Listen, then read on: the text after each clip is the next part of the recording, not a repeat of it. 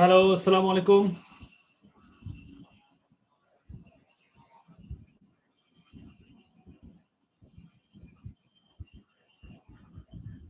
Hello, আসসালামু আলাইকুম sir. Sir ভালো আছেন? হ্যাঁ, ওয়ালাইকুম আসসালাম। কেমন আছেন? জি স্যার ভালো। আপনারা মনে হয় অন দ্য ওয়েতে, অন দ্য রোডে কেউ কেউ আছেন মনে হচ্ছে।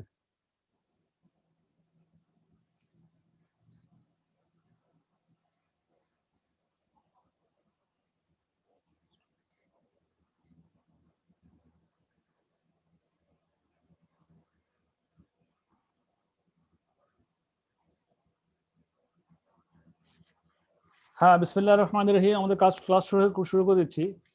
এখনো অনেকেই বোধহয় জয়েন করতেছেন, পথে আছেন, বাট আমরা স্টার্ট করতে করতে কথা বলতে বলতে হয়তো বা চলে আসবো। লাস্ট লাস্ট যে ক্লাসটা হলো, কি অবস্থা আপনাদের ওখানে? কোনো কনফিউশন থাকলে আমাকে এখন বলেন। আলোচনা করতে করতে আরো অনেকে জয়েন করবে ইনশাল্লাহ। লাস্ট ক্লাস সম্বন্ধে কারো কোনো বক্তব্য আছে? লাস্ট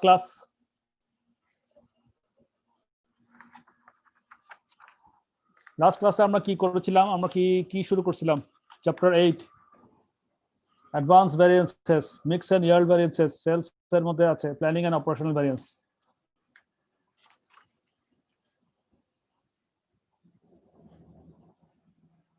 ছোট করে একটু ওভারভিউ করা যাবে স্যার? গত ক্লাসটা আমি অবশ্য মিস করেছিলাম। আপনি কত ক্লাস মিস করেছেন? আচ্ছা আচ্ছা, আপনি কি আমার প্রথম ক্লাস থেকে সবগুলো অ্যাটেন্ড করেছিলেন যেমন? জি স্যার, জি স্যার। আচ্ছা আচ্ছা, কোনো কনফিউশন আগের ক্লাসগুলোতে ছিল? না স্যার, মোটামুটি যেগুলো ছিল সেগুলো তো সমাধান করে নিয়েছি, আর চেষ্টা করতেছি, দেখতেছি। কিন্তু গত ক্লাসটা স্যার আনফরচুনেটলি অ্যাটেন্ড হতে পারি নাই। জাস্ট একটু মানে 2-1 মিনিটের জন্য আর কি, যদি একটু ওভারভিউ করতে। হ্যাঁ বলবো, অবশ্যই বলবো। আপনি জয়েন করেন কোন জায়গা থেকে? স্যার ঢাকা থেকে। ঢাকা কোন এলাকা? ঢাকা এটা উত্তরার মধ্যে। আচ্ছা আচ্ছা আচ্ছা, ওকে। আমরা শুরু করি তাহলে। একটু আমি গত ক্লাসের একটু রিভিউ দিয়ে দিচ্ছি, তারপরে আপনি ধরতে পারবেন। আজকে ধরে ফেলতে পারবেন, বুঝছেন? আজকেও যেটা পারবো গত ক্লাসের আলোকেই আমরা পড়াবো। আমরা গত ক্লাসে করেছিলাম এই অ্যাডভান্স ভ্যারিয়েন্স নিয়ে, ক্লাস চ্যাপ্টার 8 শুরু করেছিলাম। অ্যাডভান্স ভ্যারিয়েন্সেস এর মধ্যে আছে interpret, material, labour, variable overhead, fixed overhead and sales variances. এটাকে ইন্টারপ্রেট করা এবং distinguish between planning and operational variances. এই দুটো জিনিস আমাদের নতুন আসছে, যে প্ল্যানিং এন্ড অপারেশনাল ভ্যারিয়েন্সেস, যেগুলো আমরা এখনো ধরিনি, এখনো পড়াইনি। কিন্তু তার আগে যে আমরা এর আগের চ্যাপ্টারগুলোতে যে আমরা material, labour, variable overhead, fixed overhead, sales variance এগুলোতে পড়েছি, এগুলার একটু অ্যাডভান্স লেভেলের ভ্যারিয়েন্সেস গুলো কি হতে পারে সেগুলা নিয়ে এখানে এই চ্যাপ্টারে আলোচনা। তার মধ্যে অ্যাডভান্স ভ্যারিয়েন্সের মধ্যে আমাদের মিক্স এবং ইয়ার্ড। মিক্স এবং ইয়ার্ড হচ্ছে গিয়ে, আমার যদি অনেকগুলো ম্যাটেরিয়াল থাকে, ইনপুট ম্যাটেরিয়াল, মনে করেন প্রোডাকশনে আমি করব অনেকগুলো ম্যাটেরিয়াল, কিংবা লেবারের অনেকগুলো স্কিল লেবার, আনস্কিল লেবার, কিংবা আপনার যে সেমি স্কিল লেবার, এই ধরনের লেবারের ক্ষেত্রে মিক্স থাকতে পারে। ম্যাটেরিয়াল ক্ষেত্রে ম্যাটেরিয়াল 3-4 রকম ম্যাটেরিয়াল থাকতে পারে, ম্যাটেরিয়াল এ বি সি থাকতে পারে। তো এদের যে মিক্সিং এর কারণে এবং ইয়ার্ডের কারণে, মানে ইনপুটের সঙ্গে আউটপুট ইনপুট অনুযায়ী আউটপুট হচ্ছে কিনা সেটাকে বলে ইয়ার্ড। আমি 100 কেজি ইনপুট দিয়ে হয়তো বা 95 কেজি আউটপুট পাইলাম, তো সে তাহলে ইয়ার্ড হইলে কি আমার 100 থেকে 100-র জন্য আমার ইয়ার্ড হইলে 95, অথবা 95 কেজি আমি ইয়ার্ড, আমার ভ্যালু, আমার যে উৎপাদন হওয়ার জন্য আমি হয়তো 100 কেজি ইনপুট দিতে হচ্ছে, এটাকে বলে ইয়ার্ড। তাহলে মিক্স ভ্যারিয়েন্স এবং ইয়ার্ড ভ্যারিয়েন্স, এটা লেবারের ক্ষেত্রে যা, ম্যাটেরিয়ালের ক্ষেত্রে তা, একই ধরনের কনসেপ্টেই বের করতে হয়। এই জিনিসটা নিয়ে আমাদের আলোচনা। সেলসের ক্ষেত্রে তাই, আমার সেলস একাধিক সেলস হতে পারে, একাধিক ধরনের সেলস। সেখানে সেলসের মিক্স কি হতে পারে, মিক্সের জন্য সেলসের কি ভ্যারিয়েন্স হতে পারে। মনে করেন আমার 3-4টা প্রোডাক্ট, তাহলে 3-4টা প্রোডাক্টকে মিক্স করে আমি সর্বোচ্চ প্রফিট করতে চাই। তো প্রফিট করতে যাওয়ার জন্য আমি এস্টিমেট করলাম। এস্টিমেট করার পরে আমার মিক্সিং এ গিয়ে হয়তো বা অ্যাকচুয়ালি তাই করতে পারলাম না, যেভাবে ভাবছিলাম সেভাবে করতে পারিনি। সেই কারণে আমার মিক্সের ভ্যারিয়েন্স হতে পারে। তারপরে কোয়ান্টিটির কারণে, সেলসের কোয়ান্টিটির কারণে একটা ভ্যারিয়েন্স ওখানে হতে পারে, সেটা একটা বিষয় আছে। এই দুটা ছাড়া আমাদের এগুলোর আলোকেই, এই যে আমাদের আগের যে যত ধরনের আমরা আপনার যে ভ্যারিয়েন্স নিয়ে আলোচনা করেছি, সেগুলো সবগুলোর আলোকেই প্ল্যানিং এন্ড অপারেশনাল ভ্যারিয়েন্স একটা হতে পারে। প্ল্যানিংটা এটা ক্যালকুলেশন এবং benefits plan problems. Planning and operational ভ্যারিয়েন্সটা কি হতে পারে, সেটা আমরা আজকে যদি শেষের দিকে আছে ওটা আমরা আলোচনা করব। ওটা এখন মানে প্ল্যানিং এর কারণে যে ভ্যারিয়েন্স এবং অপারেশনগত কারণে যে ভ্যারিয়েন্স সেইগুলাই, মানে প্ল্যানিং এর কারণে যদি প্ল্যানিং এর কোনো ত্রুটি বিচ্যুতি থেকে থাকলে সেটার জন্য যে ভ্যারিয়েন্স হয় সেটা হচ্ছে প্ল্যানিং ভ্যারিয়েন্স, আর অপারেশনাল অ্যাক্টিভিটির কারণে যদি কোনো ত্রুটি বিচ্যুতি হয় সেটাকে বলা হয় অপারেশনাল ভ্যারিয়েন্সেস। সেগুলো নিয়ে আমরা আলোচনা করব, এখন আলোচনা করি নাই। গত ক্লাসে আমরা আলোচনা করেছিলাম শুধুমাত্র ম্যাটেরিয়াল মিক্স এবং ইয়ার নিয়ে আলোচনা করেছিলাম। আজকে আমরা লেবার মিক্স এবং করব, যেহেতু ম্যাটেরিয়ালটার মধ্যে লেবার একই রকম কনসেপ্ট, সুতরাং ইনশাআল্লাহ আপনাদের গত ক্লাসের রিভিউটা আবার একটা আজকে হয়ে যাবে। তা আমরা গত ক্লাসে অ্যাডভান্স ম্যাটেরিয়ালস ভ্যারিয়েন্সেস মিক্স এবং ইয়ার নিয়ে আলোচনা করেছিলাম, যে ম্যাটেরিয়াল মিক্স ভ্যারিয়েন্স কি জিনিস এবং ম্যাটেরিয়াল ইয়ার ভ্যারিয়েন্স কি জিনিস। একটু পড়ে নিই, তাহলে আবার নেক্সট ক্লাসে আমাদের এখন সুবিধা হবে। In many industries, particularly process industries, input consist of more than one type of material and it is possible to vary the mix. In many cases, this would then affect the quantity of output produced. G, screen কি share করেছেন? করে নিই। না sir, দেখা যাচ্ছে না। Thank you so much আমাকে reminder দেওয়ার জন্য। আমি একটু আবার দেখি, তাহলে যাচ্ছি। স্যার অফিসে তো বই নেই। হ্যাঁ, দ্যাটস ভেরি ইম্পর্টেন্ট। আপনারা থ্যাংক ইউ সো মাচ। আপনারা যখন এই যে স্ক্রিনে যখন এটা বইটা পড়লে আর আমি পড়লে হয়ে যায়, আসলে অনেক কানেই হয়ে যায়। আর আপনাদের সামনে যদি বইটা যদি খোলা থাকে তো আরো ভালো, সো দ্যাট আরো বেশি ফলো করতে পারবেন। বিশেষ করে অঙ্কটার ক্ষেত্রে আমি প্রিন্টটার মধ্যে শেয়ার করতে ভুলে গেছি, আমি করে দিচ্ছি। আপনি মাহবুব রুবা বলছেন না, রুবা বলছেন বোধহয় নাকি? এক মিনিট হোল্ড করেন, আমি দিচ্ছি। Thank you for reminding me. এখন আসছে?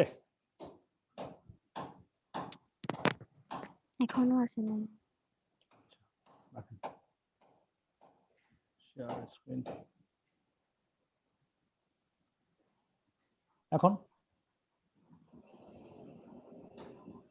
আসছে স্যার, আসছে। Thank you. Thank you. আচ্ছা, আর বাকি সবাই দেখতে পাচ্ছেন? আমার এই স্ক্রিনটা দেখতে পাচ্ছেন? আপনি একটু আমাকে রেসপন্স করেন, কেউ যারা পারেন। দেখতে পাচ্ছি। Thank you so much. আমি আগাচ্ছি। আপনারা হয়তো অফিসে আছেন, কেউ অন দ্য ওয়েতে আছেন, কেউ হয়তো অত কথা বলতে পারবেন না, তবে আমাকে একটু হা হু করলেও কিন্তু আমি বুঝতে পারবো যে আপনারা বুঝতে পারছেন। Okay sir. ঠিক, হ্যাঁ, থ্যাংক ইউ। তাহলে দেখেন, তাহলে ওই যে হ্যাঁ, আপনাদের ওই যেখানে সাউন্ড হচ্ছে সেখানে আপনারা মিউট করে রাখতে পারেন, তাহলে পড়াতে সুবিধা হবে। আর আজকে আমার এখানে একটু ডিস্টার্বেন্স চলছে, উপরে কাজ চলতেছে আমার বাসাতে, ওরা একটু মিস্ত্রির কাজ চলতেছে বলে একটু সাউন্ড হচ্ছে, বাট এটা বোধহয় হাফ এন আওয়ার ভিতরে বোধহয় এরা কাজ সেরে দেবে। তাহলে আমরা ম্যাটেরিয়াল সম্বন্ধে জেনেছিলাম। Mix variance, material mix variance, material yield variance. Material mix ভ্যারিয়েন্সটা কি জিনিস? The material mix variance arises when the mix of materials used differs from the predetermined mix included in the calculation of the standard cost of an operation. ওই material, একাধিক ম্যাটেরিয়ালের কারণে যে মিক্সটা হয় সেটার কারণে যদি কোনো রকম ডিফারেন্স হয়, তাহলে আমার standard mix of materials used, material actual maximum use এবং প্রিডিটারমাইন্ড বা স্ট্যান্ডার্ড মিক্সের সঙ্গে যদি কোনো স্ট্যান্ডার্ড অফ কস্টের সঙ্গে কোনো ডিফারেন্স থাকে, যেমন predetermined mix included in the calculation of the standard cost of an operation, মানে প্রিডিটারমাইন্ড মিক্সের স্ট্যান্ডার্ড কস্ট অনুযায়ী প্রিডিটারমাইন্ড মিক্সের কারণে এবং অ্যাকচুয়াল মিক্সের মধ্যে, এই দুটার মধ্যে যদি কোনো ডিফারেন্স করা হয় পেয়ে যাই, সেটা হচ্ছে ম্যাটেরিয়াল মিক্স ভ্যারিয়েন্স। আর ম্যাটেরিয়াল ইয়ার ভ্যারিয়েন্স কি? যতটুকু ইনপুট দিলাম ততটুকু আউটপুট হইলো না বা কম বা বেশি হইলো, ওইটা হচ্ছে material yield variance. Material yield variance arises when there is a difference between the standard output for a given level of input, standard output for a given level of input. Standard output কি বলছে কথাটা? Standard output for a given level of input. আমরা একটা standard যে input দিয়ে যতটুকু standard output করবো চিন্তা করেছিলাম, সেটার সঙ্গে অ্যাকচুয়াল আউটপুট যা পেলাম সেটার যে ডিফারেন্সটা হয়ে যায় সেটাকে বলা হয় ম্যাটেরিয়াল ইয়ার ভ্যারিয়েন্স। তো একই রকম ভাবে এটা হচ্ছে আমাদের ম্যাটেরিয়াল ইউজ গেল। আমরা এর সম্বন্ধে বিভিন্ন আলোচনা হয়েছিল এবং ক্যালকুলেশন গুলো করেছিলাম। এটা আমাদের ক্যালকুলেশন দুই রকম ছিল, একটা হচ্ছে ম্যাটেরিয়াল মিক্সের মধ্যে ইন্ডিভিজুয়াল ইউনিট মেথডে ম্যাটেরিয়াল মিক্সটাকে আমি ক্যালকুলেশন করতে পারবো, আর একটা আমরা এভারেজ মেথডে, ওয়েটেড এভারেজ মেথডে ম্যাটেরিয়াল মিক্সটাকে আমরা ক্যালকুলেশন করে দেখতে পারবো। যারা গত ক্লাসে এটা দেখতে পারেন না, এটা অবশ্যই দেখে নেবেন। আর আজকে লেবারের ক্ষেত্রে গিয়ে আমাদের মোটামুটি একই রকম কনসেপ্টে কথা বলবো আমরা, সুতরাং আশা করি কভার করতে পারবেন। আর কারো কথা না বললে আমি আছি, আমাকে আপনারা নক করবেন অথবা ফোন করবেন, anyways I would not mind for that. Then আসেন, এবার তাহলে আমরা ইয়ার ভ্যালিডিটি গেলাম, আমরা একটু করেছি। দেন আজ আমরা এই যে একটা ইলাস্ট্রেশন করেছিলাম এখানে, এটা করার পর দেন আমরা এক্সাম্পল 1 করেছিলাম হরদু। ইট ওয়াজ ভেরি নাইস। আপনাদের যদি কোনো কনফিউশন থাকে এটাতে আমাকে বলবেন, আমি এটা আজকে দূর করে দেব। এবার আমরা একটু আসছিলাম, এখান থেকে শুরু করি। আমরা এটাও পড়েছিলাম, তারপরে বলি using mix and yield variances. Mix variances might be calculated. কত পৃষ্ঠা এটা? হ্যাঁ, mix variances might be calculated when there is a mix of two or more items, মানে input items, and the mix is regarded as controllable by the management. এই যে শব্দটা highlight করা আছে controllable, controllable কথাটা is very important. যদি controllable না হয় তাহলে ওটা ভ্যারিয়েন্স অ্যানালাইসিস করার কোনো দরকার পড়ে না, দরকার নাই, সেজন্য controllable কথাটা বলা আসছে। And the mix is regarded as controllable by management. Mixed variances might be calculated when there is a mix of two or more items, and the mix is regarded as controllable by the management. Two or more materials might be used in making a product or providing a service. If standard costing is used and the mix of the material is seen controllable, a materials mix variance and a materials yield variance can be calculated. These provide a further analysis of the materials usage variance. যদি material mix variance পেয়ে যায় তখন আমরা আবার usage ভ্যারিয়েন্সের কথাও একই রকম, সবগুলো আমরা জানি আসলে হিসাবটা কখন কি করব সেই কনসেপ্টগুলো এখানে বলছে। Then two or more different types of labour, এটা বলছে লেবার ম্যাটেরিয়াল কথা, এটা বলছে লেবারের কথা।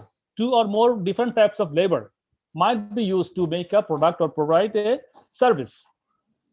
If standard costing is used and the labor mix is in the item in the team is seen as controllable, যদি controllable হয় তাহলে হবে কি, তাহলে আমরা labor mix variance and labor yield variance can be calculated. তখন আমরা যদি controllable হয়, যদি controllable যদি না হয় খামাখা সময় নষ্ট করে পয়সা নষ্ট করার কোনো দরকার নেই। যদি দেখা যায় না controllable তাহলে আমরা মিক্সড করব। These provide a further analysis of labor efficiency variance. যদি আমরা labor mix variance এর মধ্যে যদি yield variance যদি আমরা ক্যালকুলেশন করি তখন আমরা ফার্দার আর আমরা labor efficiency variance তখন আমরা ক্যালকুলেশন করতে পারবো। If the mix cannot be controlled, এই যে কথাটা বলছে, if the mix cannot be controlled, মানে আমি যদি ম্যাটেরিয়ালটাকে চেঞ্জ করতে না পারি, ম্যাটেরিয়াল মিক্সের যে উপাদান 100 কেজির জন্য 60 40 20 তিনটা ম্যাটেরিয়াল ধরেন 60% 60% 20% 20% যদি এরকম হয়, বা 60% বা 50% 30% 20% যদি এরকম হয়, তিনটা ম্যাটেরিয়ালকে মিক্স করে যদি আমি এর রেশিও চেঞ্জ করতে না পারি, ম্যাটেরিয়াল মিক্সের যে রেশিও যদি আমি চেঞ্জ করতে না পারি তাহলে তো ওটা অ্যাপ্রোপ্রিয়েট না, ওটাকে আমার মিক্স ওটাকে আমি হিসাব করার কোনো দরকার নেই। সেই জন্য বলছি if the mix can not be controlled, mix মানে ওই যে ম্যাটেরিয়াল মিক্সটা, ম্যাটেরিয়াল যে পরিমাণ দিব cannot be controlled, if cannot be controlled, it is inappropriate to calculate a mix and a yield variance. Instead, সেটা না করে আমরা কি করতে পারি, মিক্স ভ্যারিয়েন্সের যে এগুলো অ্যাপ্রোপ্রিয়েট না হওয়ার কারণে আমরা ক্যালকুলেশন করব না, সেক্ষেত্রে ইনস্টেড আমরা কি করব, a usage variance should be calculated for each individual material, or an efficiency variance should be calculated for each individual type or grade of labor. In other words, if the mix cannot be controlled, the usage or efficiency variance should not be analyzed. Usageটা হচ্ছে কি labour ম্যাটেরিয়ালের ক্ষেত্রে, আর এফিসিয়েন্সিটা কিসের ক্ষেত্রে, লেবারের ক্ষেত্রে। variance should not be analyzed into a mix and yield variance. আচ্ছা, দেন আসেন এবারে আমরা যেটা আমরা এখন আজকের ক্লাসের শুরু এখন থেকে অ্যাডভান্সড লেবার ভ্যারিয়েন্সেস। গত ক্লাসে আমরা ম্যাটেরিয়াল সম্বন্ধে জেনেছি, আজকে আমরা লেবার সম্বন্ধে দেখবো। অ্যাডভান্স লেবার ভ্যারিয়েন্সেস এর মধ্যে দুই রকম, তাও ম্যাটেরিয়ালের মতোই, একটা মিক্স ভ্যারিয়েন্স, একটা yield ভ্যারিয়েন্স, মানে labour mix variance, labour yield variance. The labor mix variance কি জিনিস? The labor mix variance arises when the mix of labor used differs from the predetermined mix included in the calculation. Predetermined mix মানে আমরা standard বা estimate করার সময় যেটা determine করেছিলাম যে আমার লেবার মিক্সটা এরকম পোর্শন আমরা করব, স্কিল লেবার এত থাকবে, আনস্কিল লেবার এত থাকবে, আর সেমি স্কিল লেবার এত থাকবে, এই ধরনের একটা মিক্সিং করে আমরা একটা প্রিডিটারমাইন একটা মিক্স করেছিলাম, রেশিও করেছিলাম একটা। সেই কথাই বলছে the labor mix variance arises when the mix of labor used differs from the predetermined mix included in the calculation of the standard cost of an operation. তাহলে অ্যাকচুয়ালের সঙ্গে স্ট্যান্ডার্ডের ডিফারেন্সটা, মিক্সিং এর যে ডিফারেন্স সেটা কথা হচ্ছে, সেই হিসাবে যদি হয় তাহলে কিন্তু আবার একটা লেবার মিক্স ভ্যারিয়েন্সটা উদ্ভব হয়। If the mixture is varied so that a larger than expected portion of a higher grade of labor is used, there will be an adverse variance. যদি আমার larger than expected proportion of a higher grade labor মানে ও মানে skill লেবারের এখানে মিন করতেছে higher grade labour. যদি আমার higher grade labour যদি আমি বেশি ব্যবহার করি তাহলে তো আমার খরচটা বাড়বে, ওদের ইয়েটা বাড়বে, সুতরাং সেক্ষেত্রে আমার অ্যাডভার্স ভ্যারিয়েন্স হয়ে যাবে। হ্যাঁ, and when a larger than expected proportion of a lower grade of labor is included in the mix, then a favorable variance occurs. যদি আমরা উল্টাটাই, যদি আমরা larger than expected proportion of a lower grade করি তাহলে আমাদের খরচটা কমে যাচ্ছে, ইনক্লুডেড দ্য মিক্স, তাহলে আমাদের খরচ কমে গেলে আমাদের ফেভারেবল লেবার ভ্যারিয়েন্স তখন একটু বেড়ে আসবে মিক্স ভ্যারিয়েন্সের কারণে। এটাই হচ্ছে মোটামুটি লেবার মিক্স ভ্যারিয়েন্সের কারণ। কারো কোনো প্রশ্ন আছে এই ব্যাপারে? লেবার মিক্স ভ্যারিয়েন্স বুঝতে পারেন এমন কেউ আছে? আচ্ছা, ইয়ার ভ্যারিয়েন্স তো বলে দিই। Labor yield variance. The labor yield variance arises when there is a difference between the standard output for a given level of input. Standard output for a given level of input measures in terms of hours. লেবারটা আমরা সবসময় hour দিয়ে calculation করি, সেজন্যই hour কথা বলে দিচ্ছে ওরা।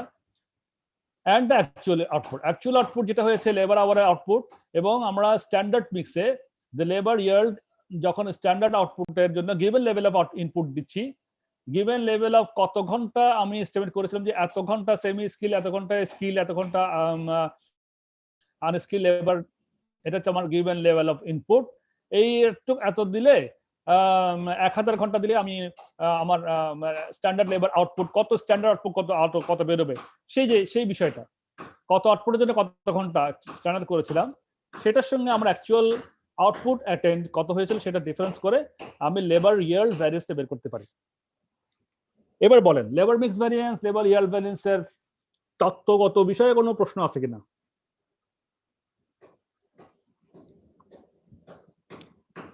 বা বুঝছেন কিনা? বললেও চলবে।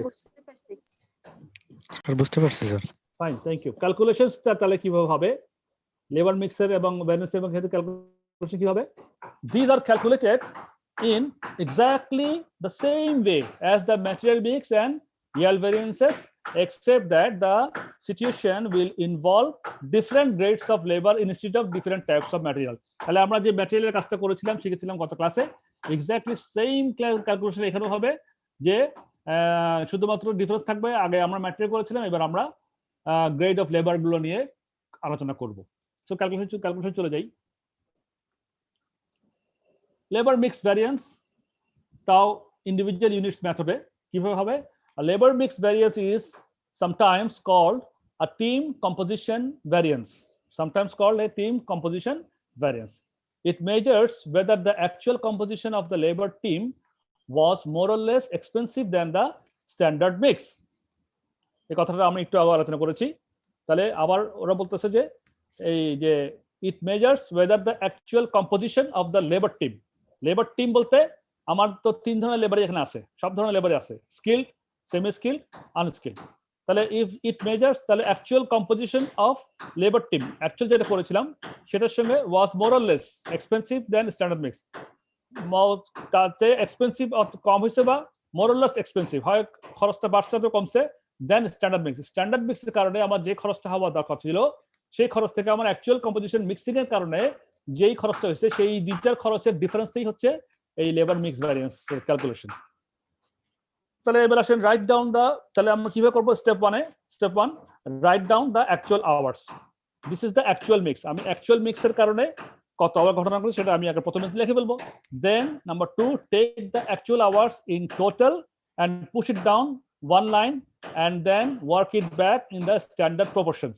This is the standard mix. ওই যে অ্যাকচুয়াল আওয়ার টোটাল যা আমি খরচ করছি, এবার ওটাকে আমি স্ট্যান্ডার্ড প্রপোর্শনে ভাগ করব, যে আমি স্ট্যান্ডার্ড প্রপোর্শনটা কি ঠিক করেছিলাম প্রথম দিকে, কি যে আমার কত প্রপোর্শনে আমি লেবার আওয়ারগুলা এই 3 গ্রেডের লেবার আওয়ারকে ভাগ করব, স্ট্যান্ডার্ড কি প্রপোর্শন ছিল। তাহলে আমি অ্যাকচুয়াল যত ঘন্টা কাজ করেছি সেটাকে আমি স্ট্যান্ডার্ড প্রপোর্শনে ভাগ করব। 1 নম্বর হচ্ছে কি আমি অ্যাকচুয়াল মিক্সটাকে লিখে ফেলবো, 2 নম্বর হচ্ছে স্ট্যান্ডার্ড প্রপোর্শনে অ্যাকচুয়াল আওয়ারটা কত হওয়া ছিল সেটাকে বের করব। এই দুইটা যখন হয়ে যাবে তখন তা লাইফ ইজি। তখন আমরা ডিফারেন্স করব, calculate the difference between standard mix line 2, এই যে লাইন 2 করব, and the actual mix line 1, এই যে অ্যাকচুয়াল মিক্স লিখেছিলাম সেটা, এই দুটো তখন ডিফারেন্স বের করে ফেলবো। This is the mix variance in terms of hours, তখন ঘন্টাতে মিক্স ভ্যারিয়েন্সটা বের হয়ে আসবে, and must add up to 0 in total, এবং এটা ইন টোটালে 0 হবে কারণ অ্যাকচুয়াল এবং স্ট্যান্ডার্ড দ্য সেম। সো ওখানে ডিফারেন্স টোটালের মধ্যে কোনো ডিফারেন্স থাকবে না, তাহলে 0 ইন টোটাল, কিন্তু প্রপোর্শনাল স্টিল ভাগ করে ফেলবো। If you use a higher proportion of one type of labour, you must use a lower proportion of another type of labour. এই জন্যই আমার ওই যে টোটালটা কিন্তু সেম থাকবে, 0 in total must add up to 0 in total. আচ্ছা, তাহলে স্টেপ 1 স্টেপ 2 স্টেপ 3 করব, করার পরে লাইফ আরো ইজি। তখন মাল্টিপ্লাই করব কি দিয়ে? নিশ্চয়ই স্ট্যান্ডার্ড রেট দিয়ে করব, যেটা আমাদের আগে কনসেপ্ট আমরা করে আসছি বিভিন্ন সময় এই ব্যালেন্স করার সময়। Multiplied by standard rate. Standard rate প্রত্যেকটা স্ট্যান্ডার্ড, আমার স্কিলের লেবারের জন্য কি স্ট্যান্ডার্ড রেট ছিল, সেমি স্কিলের জন্য কি স্ট্যান্ডার্ড ছিল, এবং আনস্কিলের জন্য কি স্ট্যান্ডার্ড রেট ছিল, সেটা দিয়ে আমি মাল্টিপ্লাই করব। কোনটাকে মাল্টিপ্লাই করব? ওই যে ডিফারেন্সটা বের করলাম 1 এবং 2 এর, তারপরে আমার যা রেজাল্ট আসবে সেটাই আমার অর্থ। এই যে এখানে প্রোফর্মা দিছে, প্রোফর্মাতে একই কথা। স্ট্যান্ডার্ড সাজাবো কিভাবে? এভাবে সাজাবো, skill labours, unskilled labours, total hours. তাহলে অ্যাকচুয়াল আওয়ার্স লিখবো প্রথমে, অ্যাকচুয়ালটা যা আছে তাই, যেটা আমাদেরকে দিয়ে দিবে লিখে ফেলবো। এই যে টোটাল ডাবল এন লিখছে, এটা হচ্ছে টোটাল। টোটাল যেটা আছে এই টোটালটাকে তখন আমি কি করবো? স্ট্যান্ডার্ড প্রপোর্শনে ভাগ করবো। সেকেন্ড লাইনে, এই যে সেকেন্ড লাইনে actual hours in standard proportion, এই অ্যাকচুয়াল আওয়ার্স ডাবল এন, এটাকে আমি স্ট্যান্ডার্ড প্রপোর্শন দিয়ে স্ট্যান্ডার্ড কি করেছিলাম, স্কিল লেবার কত প্রপোর্শন ছিল, আনস্কিল লেবার কত প্রপোর্শন ছিল, প্রথমে ভাগ করে ফেলবো। ভাগ করলে তাহলে এই ডাবল এনটা তো সেম হবে, এটা একটা সেম হবে, তাহলে এখানে কোনো ডিফারেন্স নেই, কিন্তু এখানে ডিফারেন্স আছে। তারপরে অ্যাকচুয়াল আওয়ার্সের সঙ্গে অ্যাকচুয়াল আওয়ার্স ইন স্ট্যান্ডার্ড প্রপোর্শনটা বিয়োগ করবো, বিয়োগ করার পরে ডিফারেন্স ইন কোয়ান্টিটি পেয়ে গেলাম। পেয়ে যাওয়ার পরে এবার স্ট্যান্ডার্ড রেট দিয়ে গুণ করবো। আমার স্কিল লেবারে কত স্ট্যান্ডার্ড রেট, আনস্কিল লেবারে কত স্ট্যান্ডার্ড রেট, গুণ করলে আমি প্রত্যেকের স্কিল লেবারে মিক্স ব্যালেন্স কত, আনস্কিল লেবারে মিক্স ব্যালেন্স কত, টোটাল মিক্স ব্যালেন্স কত বের হয়ে আসবে। দেন একই জিনিস আমরা ইন্ডিভিজুয়াল ইউনিট ম্যাটার যেভাবে করেছি, এটাকে ওয়েটেড এভারেজ মেথডেও করা যায়। Exactly same as like we did in the material mix variances in the last class. Labor mix variance এর মধ্যে weighted average method এর মধ্যে the format is similar to that used for the material units method, individual units method. একই রকম format is similar to the used for the individual units method, except that once the difference in quantity has been calculated, যখন difference যখন calculate হয়ে গেছে, instead of multiplying the individual labor rate, we multiply that by the difference between the individual standard rate and the weighted average standard rate. Material ক্ষেত্রে যা করেছিলাম exactly তাই। আমরা যখন ওয়েটেড এভারেজ স্ট্যান্ডার্ড রেটটা যখন বের করে ফেলতে পারবো, যেটা আমরা গত ক্লাসে শিখেছিলাম বা আমরা জানি, সেই ওয়েটেড এভারেজ স্ট্যান্ডার্ড রেট থেকে ইন্ডিভিজুয়াল রেটগুলোকে বাদ দিয়ে কত ডিফারেন্স, সেটাকে সেই ডিফারেন্সটা দিয়ে আমরা গুণ করবো কিসে? ওই যে আমার লেবার আওয়ারে যে ডিফারেন্সটা পেলাম সেটার সঙ্গে গুণ করবো। এই যে অ্যাকচুয়াল আওয়ার্স সঙ্গে actual hours in standard proportions এর সঙ্গে ডিফারেন্স যেটা বের করছি, এইটুকু পর্যন্ত দুটোটার ক্ষেত্রে সেম। শুধুমাত্র এই স্ট্যান্ডার্ড 4 নম্বর কলামে স্ট্যান্ডার্ড রেট যেটা আমরা ইন্ডিভিজুয়ালের মধ্যে ইন্ডিভিজুয়াল রেট দিয়ে গুণ করছিলাম, আর এখানে আমরা করবো কি ওয়েটেড এভারেজের মধ্যে ওয়েটেড এভারেজের সঙ্গে ইন্ডিভিজুয়ালের যে ডিফারেন্স থাকবে সেটাকে যোগ বিয়োগ যা হোক, কম হোক বেশি হোক, সেটা দিয়ে আমরা গুণ করে আমরা ওয়েটটাকে বের করবো। Then এভাবে করলে calculate the weighted average standard cost of our labor. This is needed for step 4. You have to be very careful here. This weighted average is the weighted average cost per hour, as we are just about to compare inputs. তো এই যে আবার বলে দিচ্ছে কিভাবে করব। Write down the actual hours, take actual hours in total and push it down one line and then work it back in the standard proportions. একই রকম, একই কথা সব আগেরগুলোর মতোই। Calculate the difference between the standard mix line 2 and the actual mix line 1, এই আগেরটার মতোই। This is the mix variance in terms of hours and must add up to 0 in total. If you use a higher proportion of one type of labor, you must use a lower proportion of another type. একই কথা। Then কিন্তু এখানে একটা কথা বলছে, একটু বাড়তি কথা আছে, ঠিক পড়ি। Remember what a mix variance means. Using a higher proportion of an expensive grade of labor is adverse. এই কথাটা মাথায় ঢুকান। You remember what a mixed variance means. Using a higher proportion of a expensive grade of labor is adverse. Higher proportion of an expensive grade of labor. আমার যদি expensive grade of লেবারের যদি আমার ব্যবহারটা বেশি হয়, তাহলে খরচ বেশি হলে আমার অবশ্যই লেবার ভ্যারিয়েন্সটা অ্যাডভার্স হবে, এটাই কথা, এটাই। But using a higher proportion of a cheap grade would actually be regarded as a good thing. যে আমি যদি হায়ার প্রপোর্শনে যদি চিপ গ্রেডের লেবার ইউজ করি, তাহলে আমার অবশ্যই ভালো হবে, মানে খরচটা কমবে। We have just found out for each grade of labor whether we have used a higher or lower proportion of the grade. In order to decide whether the variance is favorable or adverse, we need to know whether the grade of labor is cheap or expensive. We determine this by comparing individual labor rate with the weighted average rate. যদি weighted average rate থেকে যদি আমার individual labor rate কম হয় তাহলে সেটা cheaper grade of material labor, আর যদি weighted average থেকে যদি আমার individual labor rate যদি বেশি হয় সেক্ষেত্রে সেটা higher grade of, তাহলে যেটা বেশি হবে সেটাতে আমার যদি বেশি ইউজ করি তাহলে আমার অ্যাডভার্স আসবে, আর যেটাতে সেটা কম করলে আমার ফেভারেবল হবে, এই কথাটাই।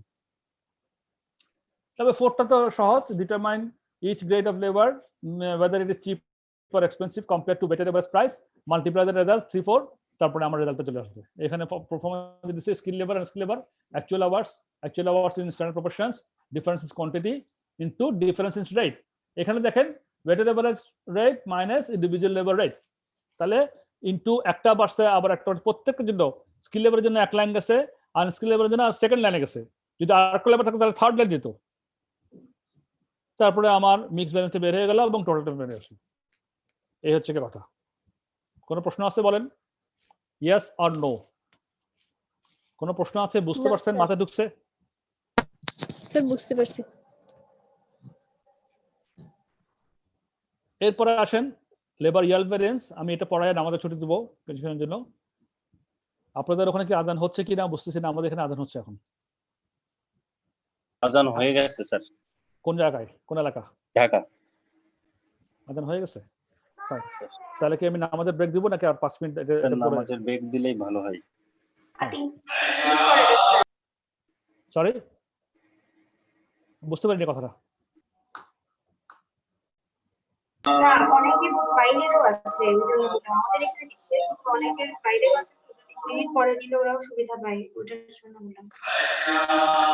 হ্যাঁ ঠিক আছে, আমি লেবার এটা জাস্ট 5 মিনিটে পড়াই, তাহলে ছুটি দিই। এটা ঠিক আছে, কোনো অসুবিধা, আমাদের মিস যাবে না আমাদের। Labour yield variance. A labor yield variance is sometimes called a team productivity variance. Team মানে কি? সব ধরনের আছে এখানে labour, skill unskilled semi skill. Team productivity কথাটা কেন আসছে? কারণ টিম মিলে সবাই মিলে একসঙ্গে যখন ফুল প্রোডাকশন যখন দিয়ে দিচ্ছে ওইটা হচ্ছে প্রোডাক্টিভিটি, সবাই মিলে একসঙ্গে যেটা প্রোডাকশন দিল, এই জন্য টিম প্রোডাক্টিভিটি কথা বলছে। Labour yield variance is sometimes called a team productivity variance. It measures the efficiency of the team as a whole. সম্পূর্ণ টিম সবাই মিলে ওদের কত দক্ষতা দেখাতে পারলো সেটাকে মেজার করে, এটা সেটাকেই মাপে, rather than the efficiency of each grade of labor separately. বরং each grade of labor separately না করে as a whole as a team ওরা কি করে ওইটাই হচ্ছে গিয়া আপনার the yield variance, labor yield variance. The yield variance is calculated in the same way under the both methods. দোনো মেথডে একই রকম ভাবে এটাকে ক্যালকুলেশন করা হয়। Again, it only happens in total. এটা সবসময় totally overall as a whole এটা ঘটনা ঘটে। সিমা অ্যান্ড দ্য এক্সামিনার, আমি এক্ষেত্রে সিমার ক্ষেত্রে বলবো যে সিএমএ বলবো, কস্ট ম্যানেজমেন্ট অ্যাকাউন্টেন্টস কোম্পানি বা ICMAB and the examiner do not consider individual yield variances to be meaningful. Individual করে কোনো লাভ হয় না এখানে। yield variance কোনো ইন্ডিভিজুয়াল কোনো মিনিংফুল হয় না, এটা করে কোনো লাভ নাই, বরং অ্যাজ এ হোল করতে হবে। And is calculated in the same way as the material yield variance. Material yield variance আমি যেভাবে করেছিলাম ঠিক একইভাবে করব। কিভাবে করব? Number 1, calculate the standard yield. This is expected output from the actual input. আমরা 4 ধরনের লেবার যা আছে সবাইকে as a team as a whole input দেওয়াতে আমার কত স্ট্যান্ডার্ড আউটপুট yield হওয়া হয়তো সেটা হচ্ছে standard yield. Number 2, compare this to actual yield. তখন actual yield এর সঙ্গে একটা ডিফারেন্স থেকে কম্পেয়ার করব। the difference is the yield variance in physical terms. তখন actual yield এর সঙ্গে স্ট্যান্ডার্ড yield যখন বিয়োগ দিব তখন আমি এটা ডিফারেন্সটা পেয়ে গেলাম ফিজিক্যাল টার্মসে। তারপরে to express the variance in financial terms we multiply the standard cost. তখন করব স্ট্যান্ডার্ড কস্ট দিয়ে গুণ করব প্রত্যেকটা লেবার গ্রেডের রেটের সঙ্গে, প্রত্যেকটা লেবার গ্রেডকে আওয়ার্সের সঙ্গে ওদের রেটকে গুণ করব। গুণ করার পরে one thing to be carefully of however is that the yield variance considers outputs, and so the standard cost is the standard cost per kg of output. হ্যাঁ, কি বলতেছে, one thing to be careful of however is that the yield variance considers outputs, and so that standard cost is the standard cost per kg of output. আচ্ছা গেল। Number 5, this gives the yield variance in a financial term. তখন ওই rate দিয়ে রেটকে গুণ করলে আমি পেয়ে গেলাম একটা in terms of financial terms. তাহলে স্ট্যান্ডার্ড yield এই প্রোফর্মা, এটাই খুব সহজ proforma. Standard yield of actual hours, actual yield difference আসলো, এবং standard cost per KG of output দিয়ে গুণ করে দিলাম, তাহলে আমার চলে আসলো স্ট্যান্ডার্ড চলে আসলো। এই হলে একটু পর্যন্ত আসলে আমি নামাজের ব্রেক দিচ্ছি। নামাজের পরে ইনশাল্লাহ দেখা হচ্ছে 5 থেকে 7 মিনিট মধ্যে আসতেছি ইনশাল্লাহ।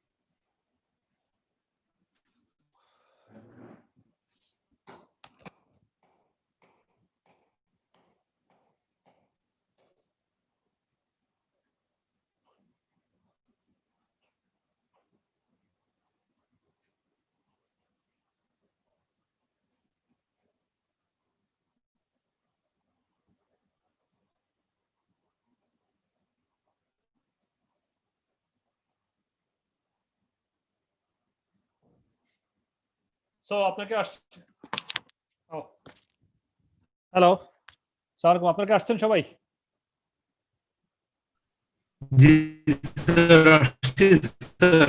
আসসালামু আলাইকুম স্যার। হ্যাঁ, ওয়ালাইকুম আসসালাম। কে?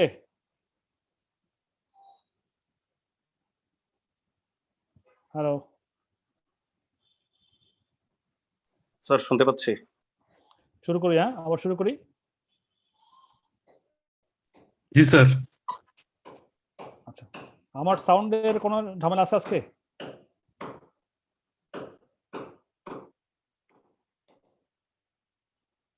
Thank you.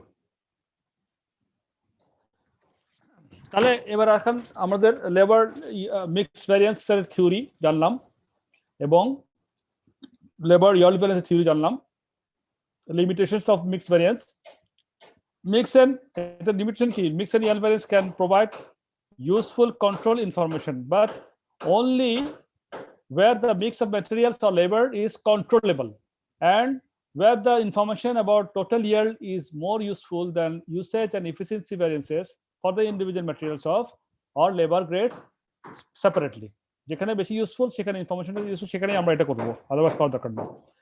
ইউজিং এগুলো লিমিটেশনের কথা বলতেছে, ইউজিং মিক্স ভ্যারিয়েন্সেস অলসো সামটাইমস আদার লিমিটেশন, এগুলো বলছে একটা, এটা আপনি পড়বেন একটু।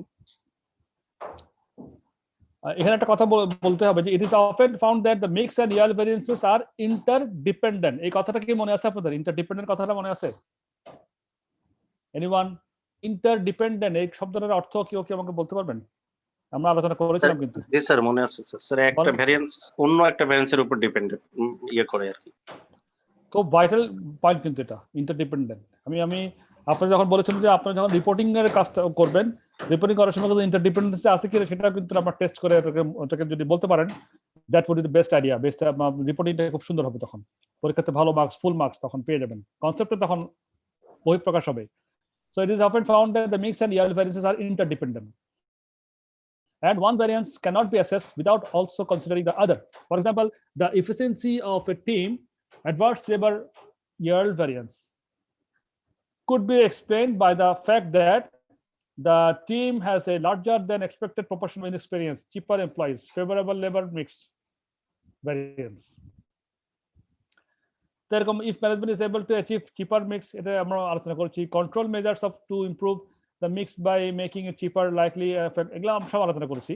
সো এগুলা আপনারা একটু পড়ে নেবেন। আপনার যে লেবার মিক্স সম্বন্ধে যা বলা আছে, ইয়ার সম্বন্ধে বলা আছে, এগুলা লিমিটেশনগুলো অবশ্যই পড়বেন। পড়লে আমরা সবই আলোচনা করেছি এবং আলোচনার মধ্যে সব চলে আসবে এগুলা।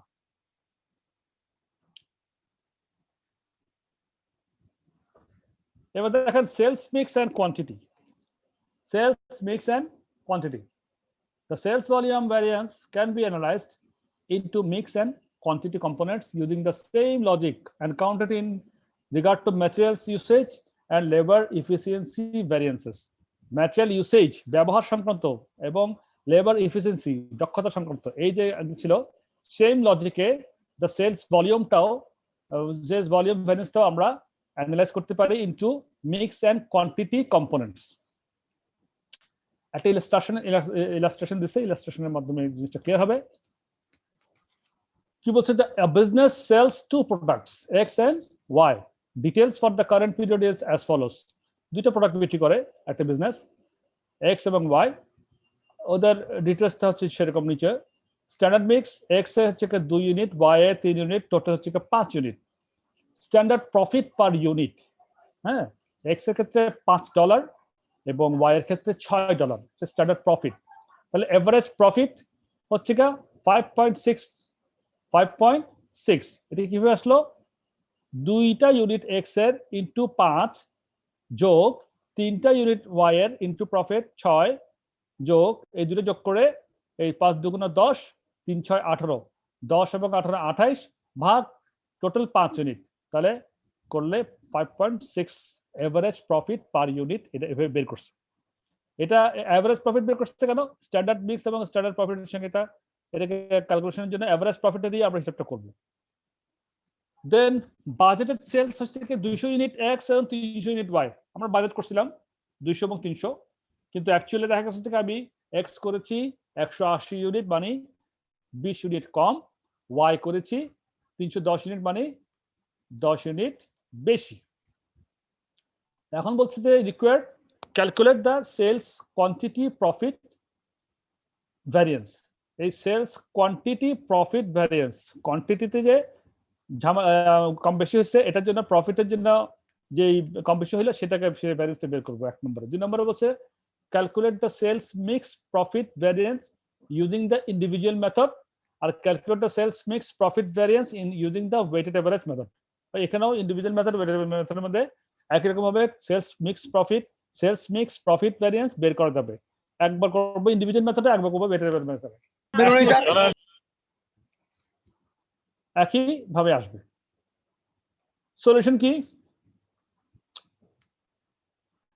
সেলস কোয়ান্টিটি প্রফিট ভ্যারিয়েন্স, এক নম্বরটা করতেছি আমরা, sales quantity profit variance.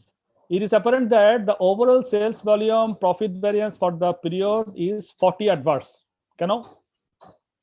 That is 20 units of adverse of x times 5. এই যে আমরা 20 ইউনিট, এখানে বাজেট ছিল 200 ইউনিট, অ্যাকচুয়াল করেছি 180 ইউনিট, তাহলে অ্যাডভার্স কত ইউনিট?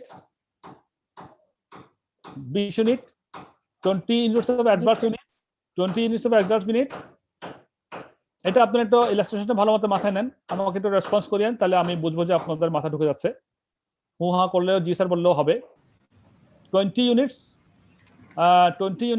এক্স এ আমি কি করেছি, বাজেট থেকে কম করেছি না, সেটাকে আমি কি করলাম 5 দিয়ে, 5টা আমার ডলার ছিল প্রফিট, গুণ করলাম $40 adverse and plus 10 units favourable of by items 6। তাহলে এখানে 310 310 ছিল, 10 × 6 60। তাহলে একটাতে আমার 5 100 5 20 100 5 20 100 এক্স এ আর 6.60 ওয়াইতে। তাহলে 100 এবং 60 যোগ বিয়োগ করলে আমার $40 অ্যাডভার্স হয়। মানে আমার ওয়াইতে ফেভারেবল ছিল, এক্স এ ছিল অ্যাডভার্স ছিল 100 আর ফেভারেবল ছিল 60। তাহলে টোটালি গেলে আমার 40 অ্যাডভার্স হচ্ছে।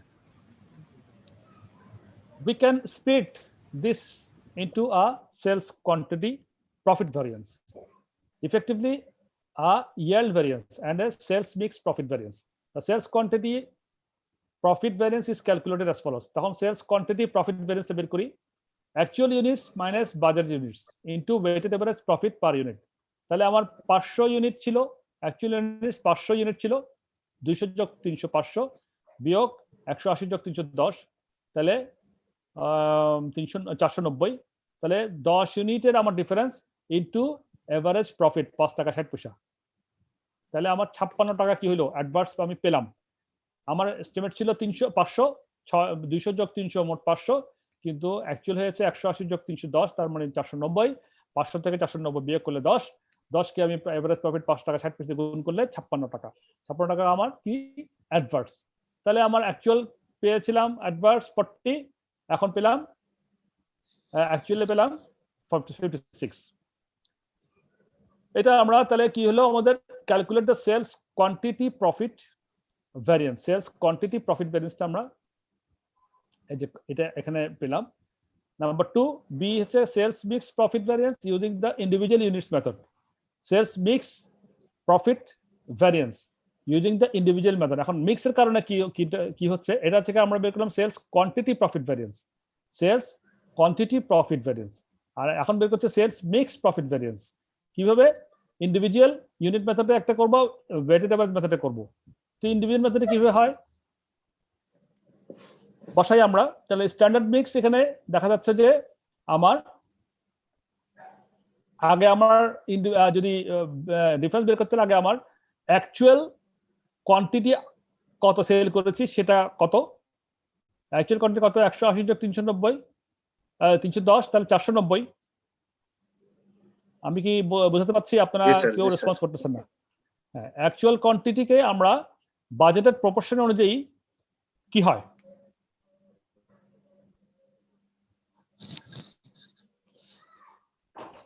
$490 ভাগ 5 গুণ 2 না, দেখি তো 490 ভাগ 5 গুণ 2 জি স্যার কত হয়? তাহলে 196 হয়। এই যে 196। হ্যাঁ, আবার 490 ভাগ 5 গুণ 3 294। স্যার 294। হ্যাঁ। জি স্যার। এই যে 196 এবং 294 কিভাবে বের করলাম, এটা মানেটা কি এবং কিন্তু বলেন তো? স্যার এটাকে অ্যাকচুয়ালটাকে স্ট্যান্ডার্ডে নিয়ে গেলাম, কনভার্ট করলাম। আর একটু ভেঙে বলেন, অন্য কেউ বলেন তাহলে। স্ট্যান্ডার্ড অনুযায়ী স্যার আগে আমরা রেশিও ঠিক করেছি, রেশিও অনুযায়ী ভাগ করেছি আর কি এটাকে স্যার। রাইট। আমি স্ট্যান্ডার্ড সেলস কত করব, ওটাই ওই প্রপোর্শনে আমি অ্যাকচুয়ালটাকে ভাগ করলাম, এই হচ্ছে কথা। জি স্যার। তাহলে স্ট্যান্ডার্ডকে আমি ভাগ করেছিলাম যে 400 অ্যাকচুয়াল, 490 তো আমার অ্যাকচুয়াল, 490 অ্যাকচুয়াল। তাহলে অ্যাকচুয়াল যেটা আমি সেল করেছি সেটা স্ট্যান্ডার্ড প্রপোর্শনে কত সেল করা উচিত ছিল, সেটাই স্ট্যান্ডার্ড মিক্সে আমি ওই 5/2 5/3 দিয়ে 490 গুণ করলাম, তাহলে 196 294 পেয়ে গেছি। এই হচ্ছে এখানে একটা বেসিক জিনিস। দেন অ্যাকচুয়াল মিক্স তো বলাই আছে 180 এবং 310, এটা বলাই আছে। তারপরে আবার ভ্যারিয়েন্স ইউনিটস, তাহলে বাদ দিলাম আমার অ্যাকচুয়াল স্ট্যান্ডার্ড মিক্স সঙ্গে অ্যাকচুয়াল মিক্সের ভ্যারিয়েন্সটা কি, ডিফারেন্সটা কি। তাহলে এটা 16 অ্যাডভার্স, অ্যাকচুয়াল মিক্স 180, স্ট্যান্ডার্ড 196, তাহলে 16 কি করেছি, কম করেছি, সুতরাং অ্যাডভার্স। আর এখানে 294 310 16 বেশি করেছি, সুতরাং এখানে 16 ফেভারেবল। দেন প্রফিট, ইন্ডিভিজুয়াল প্রফিট 5 দিয়ে গুণ করলাম 80, 6 দিয়ে গুণ করলাম 96, একটা ফেভারেবল একটা অ্যাডভার্স, যোগ বিয়োগ করলে 16 ফেভারেবল। বুঝা গেছে না? জি স্যার। আচ্ছা, এই যে এখানে লাস্ট এখানে বলে দিচ্ছে যে standard mix is total standard mix is the total unit sales 490 multiplied by 5/2, 2/5 and 2x and 3/5/2 give y বলে দিচ্ছে। নাম্বার সি, এবার 6 sales mix variance using the weighted average method. এটা করলাম ইন্ডিভিজুয়াল মেথড এবং ওয়েটেড এভারেজ, একই রকম result এই 16F এ আসবে। এখানে কি, এখানে 196 294 একই রকম বের করলাম। ভ্যারিয়েন্স ইউনিট 16 অ্যাডভার্স, এটা কিন্তু ঠিক আছে। পার ইউনিট অফ এটাও ঠিক আছে। এবার weighted average profit per unit 5 টাকা 60 পয়সা। তাহলে এক্স এর ক্ষেত্রে আমার ছিল পার ইউনিট প্রফিট 5 টাকা, আর এভারেজ ছিল 5 টাকা 60 পয়সা। তার মানে আমি 60 পয়সা এক্স যদি আমি বিক্রি করি, আমার এভারেজ প্রফিট থেকে 60 পয়সা আমি কম পাই, তাহলে 60 পয়সা অ্যাডভার্স। আর আমি যদি ওয়াই বিক্রি করি, তাহলে আমি এভারেজ প্রফিট থেকে ওয়াই বিক্রি করলে 40 পয়সা বেশি পাই, সেটা এখানে ফেভারেবল। তাহলে অ্যাডভার্স এর ফেভারেবলটা কোন জায়গাতে, কোন পয়েন্টে কোন সেন্স আসছে, সেটা কিন্তু আমাদের মাথায় ঢোকানো। এখানে 60 পয়সা অ্যাডভার্স আছে বিকজ এভারেজ প্রফিট থেকে কম এক্স এ, আর এখানে 40 পয়সা ফেভারেবল আছে ওয়াইতে বিকজ এভারেজ প্রফিট থেকে আমার এমনিতে ইন্ডিভিজুয়াল প্রফিটটা বেশি, সুতরাং সেখানে ফেভারেবল। এখন আমি কম লাভ কম আপনার যে লাভ করলাম কম বিক্রি করে, তাহলে জিনিসটা আমার ফেভারেবল। আমি কম কোয়ান্টিটি কম লাভের জিনিস বিক্রি করলে সেক্ষেত্রে আমার ফেভারেবল। আর আমি বেশি জিনিস বেশি লাভের ক্ষেত্রে বিক্রি করলে, যেমন এক্স বিক্রি করলে আমার লাভ বেশি হয় এবং আমি বিক্রিও করছি বেশি, তাহলে তো অবশ্যই ফেভারেবল, দুইটাই ফেভারেবল আছে। তাহলে সেখানে 4 টাকা 9 টাকা 60 পয়সা এবং 6 টাকা 40 পয়সা ফেভারেবল, দুইটাই ফেভারেবল, 16 টাকা ফেভারেবল। এই কথার মধ্যে এখানে একটু ঘাপলা লাগে, কিন্তু ঘাপলা করি না, ঘাপলা করবেন না, এই জন্য সেন্সটা অ্যাপ্লাই করবেন যে আমি কম লাভের জিনিস কম বিক্রি করলে আমার ফেভারেবল, আমি কম লাভের জিনিস বেশি বিক্রি করলে আমার অ্যাডভার্স, বেশি লাভের জিনিস বেশি বিক্রি করলে আমার ফেভারেবল, বেশি লাভের জিনিস কম বিক্রি করলে আমার অ্যাডভার্স। এই হচ্ছে কি বেসিক সেন্স, মাথা ঢুকছে? জি স্যার। জি স্যার, মনে রাখতে হবে আর কি এগুলো। এটা মনে রাখতে হবে। ম্যাটেরিয়ালের যে গত ক্লাসে যে আলোচনা করছিলাম শেষের দিকে আপনারা একটু কনফিউজিং কথা বলতেছিলেন, কিন্তু এই সেন্সটা কিন্তু অ্যাপ্লাই করবেন। দেখি একটা উদাহরণ করলে ইনশাল্লাহ এটা আমাদের ক্লিয়ার হবে আরো। বাট এই সেন্সটা মাথা ঢুকান আবার এটার জন্য মাথা ঢুকে কম লাভের জিনিস কম বিক্রি করলে কি হবে? ফেভারেবল। হ্যাঁ, তারপরে কম লাভের জিনিস যদি বেশি বিক্রি করি অ্যাডভার্স, অ্যাডভান্স। বেশি লাভের জিনিস বেশি বিক্রি করলে ফেভারেবল। হ্যাঁ, তারপর বেশি লাভের জিনিস কম বিক্রি করলে অ্যাডভার্স। এটা হচ্ছে বেসিক। অ্যাডভান্স। কস্টের ক্ষেত্রে ঠিক উল্টা হবে, চিন্তা করবেন। হ্যাঁ, এটা লাভের কথা বললাম, কস্টের ক্ষেত্রে একই রকম, কম কস্ট যদি হয় তাহলে বেশি কস্টের জিনিস যদি আমি কম ব্যবহার করি তাহলে কি হবে? ফেভারেবল। হ্যাঁ, আর বেশি কষ্টের জিনিস, বেশি দামের জিনিস যদি আমি বেশি ব্যবহার করি তাহলে অ্যাডভার্স।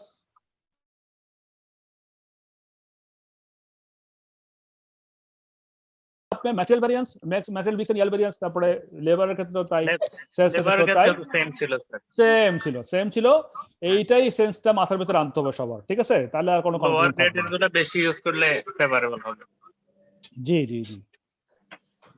তাহলে এই সেন্সটা মাথায় থাকলে ইনশাআল্লাহ আমাদের এটা অঙ্কের মধ্যে ভুলবে না। আমি আপনাদেরকে বারবার বলেছি না যে মানে এই পুরা বইতে আপনার কনসেপ্টটাকে একদম ঝাইরে ফুরে একদম মানে ক্লিয়ার করে ফেলতে হবে, যেটা কনসেপচুয়াল কোনো সমস্যা না থাকে। এখানে কম্পিটিশনের সমস্যা খুব বেশি না, যোগ বিয়োগ পূরণ ভাগ আর পার্সেন্টেজের অঙ্ক আমরা সবাই পারি, ওগুলো আমরা স্কুল লেভেলে করে আসছি। সুতরাং এখানে আমি মনে করি যে আপনাদের কোনো সমস্যা আপনাদের হবে, কিন্তু সমস্যা যেখানে হয় সেটা হচ্ছে কনসেপচুয়াল কোনো যদি সমস্যা থাকে। যাদের কনসেপ্ট ক্লিয়ার তারা অবশ্যই পাস করবেন, একদম নিঃসন্দেহে পাস করবেন। কনসেপ্ট যাদের ক্লিয়ার হয় নাই তারা দেখবেন যে আটকে গেছেন, পরীক্ষা হলে গিয়ে বসে কনফিউজড হয়ে যাবেন যে আসলে কি হবে, আসলে কি হবে, আসলে কি হবে, তখন বুঝতে পারবেন না। ওই জন্য বারে বারে এই বইটাকে আপনারা চর্চা করতে হবে, পড়বেন, প্রশ্নগুলো সমাধান করবেন। এখানে যে টেস্ট অফ আন্ডারস্ট্যান্ডিং গুলো বইতে যেগুলো আছে সেগুলোকে বারে বারে পড়বেন, মাথা ঢুকাবেন। একেবারে সবগুলো যে আপনাকে লিখে লিখে করতে হবে তা না। 10টা অঙ্ক আছে, 10টার মধ্যে আপনি 10টাকে পড়বেন, পরে আপনি হয়তোবা 3বার 4বার 5বার করে পড়বেন। পড়তে তো সময় বেশি লাগছে না, কিন্তু প্র্যাকটিস হয়তো করবেন আপনি 2বার 3বার প্র্যাকটিস করেন, অসুবিধা নেই। 10বার পড়েন, 2বার 3বার প্র্যাকটিস করেন, তাও বেশি বেশি করেন, তবুও হয়ে যাবে ইনশাল্লাহ, এবং নিঃসন্দেহে পাস করবেন। তারপরে আসি, the product experience is favorable overall because although the company sold less of the product than the standard mix, this is the less profitable product. এই যে আমি যে কথা আলোচনা করলাম, this is the less profitable product, X টা less profitable product, তাহলে experience favorable overall তার favorable আছে। দেখেন এখানে আমরা 16 ইউনিট অ্যাডভার্স, আবার প্রফিট এখানেও অ্যাডভার্স, কিন্তু ভ্যারিয়েন্সটা বলতেছে ফেভারেবল। কথাটা খেয়াল করছেন? এক্স এর মধ্যে আমি বেচিও কম, অ্যাডভার্স, লাভও কম, ওইটাও অ্যাডভার্স, কিন্তু আমি প্রফিটের মধ্যে ভ্যারিয়েন্স লিখছি কত? ফেভারেবল লিখছি, ঠিক না? জি স্যার। এখানে বুঝতে কোনো অসুবিধা আছে কিনা বলেন? এগুলো কিন্তু এইটাই কনসেপ্ট। স্যার বুঝতে পারছি। This perhaps explains the superiority of the weighted average method overall. আমি এই চ্যাপ্টার শুরুতে কিন্তু weighted average method যে সুপিরিয়র সে কথাটা আলোচনা করেছিলাম, খেয়াল আছে আপনাদের কত ক্লাসে? যে weighted average মেথডটা কেন সুপিরিয়র এটা আমরা পরে আলোচনা করতে পারবো, বলেছিলাম কিনা কথাটা? সে কথাটা কিন্তু বলছে দিস weighted average মেথডের এই কারণেই perhaps explains the superiority of the weighted average method overall. Overall, we have sold more of the more profitable product and less of the least profitable product, so that it can be argued that both variances are in the company's favor and should be favorable. এই যে কথাটা, এই যে এক line x এর কথাটাই বলতেছে এখানে, ক্লিয়ার কথাটা? জি স্যার। জি স্যার।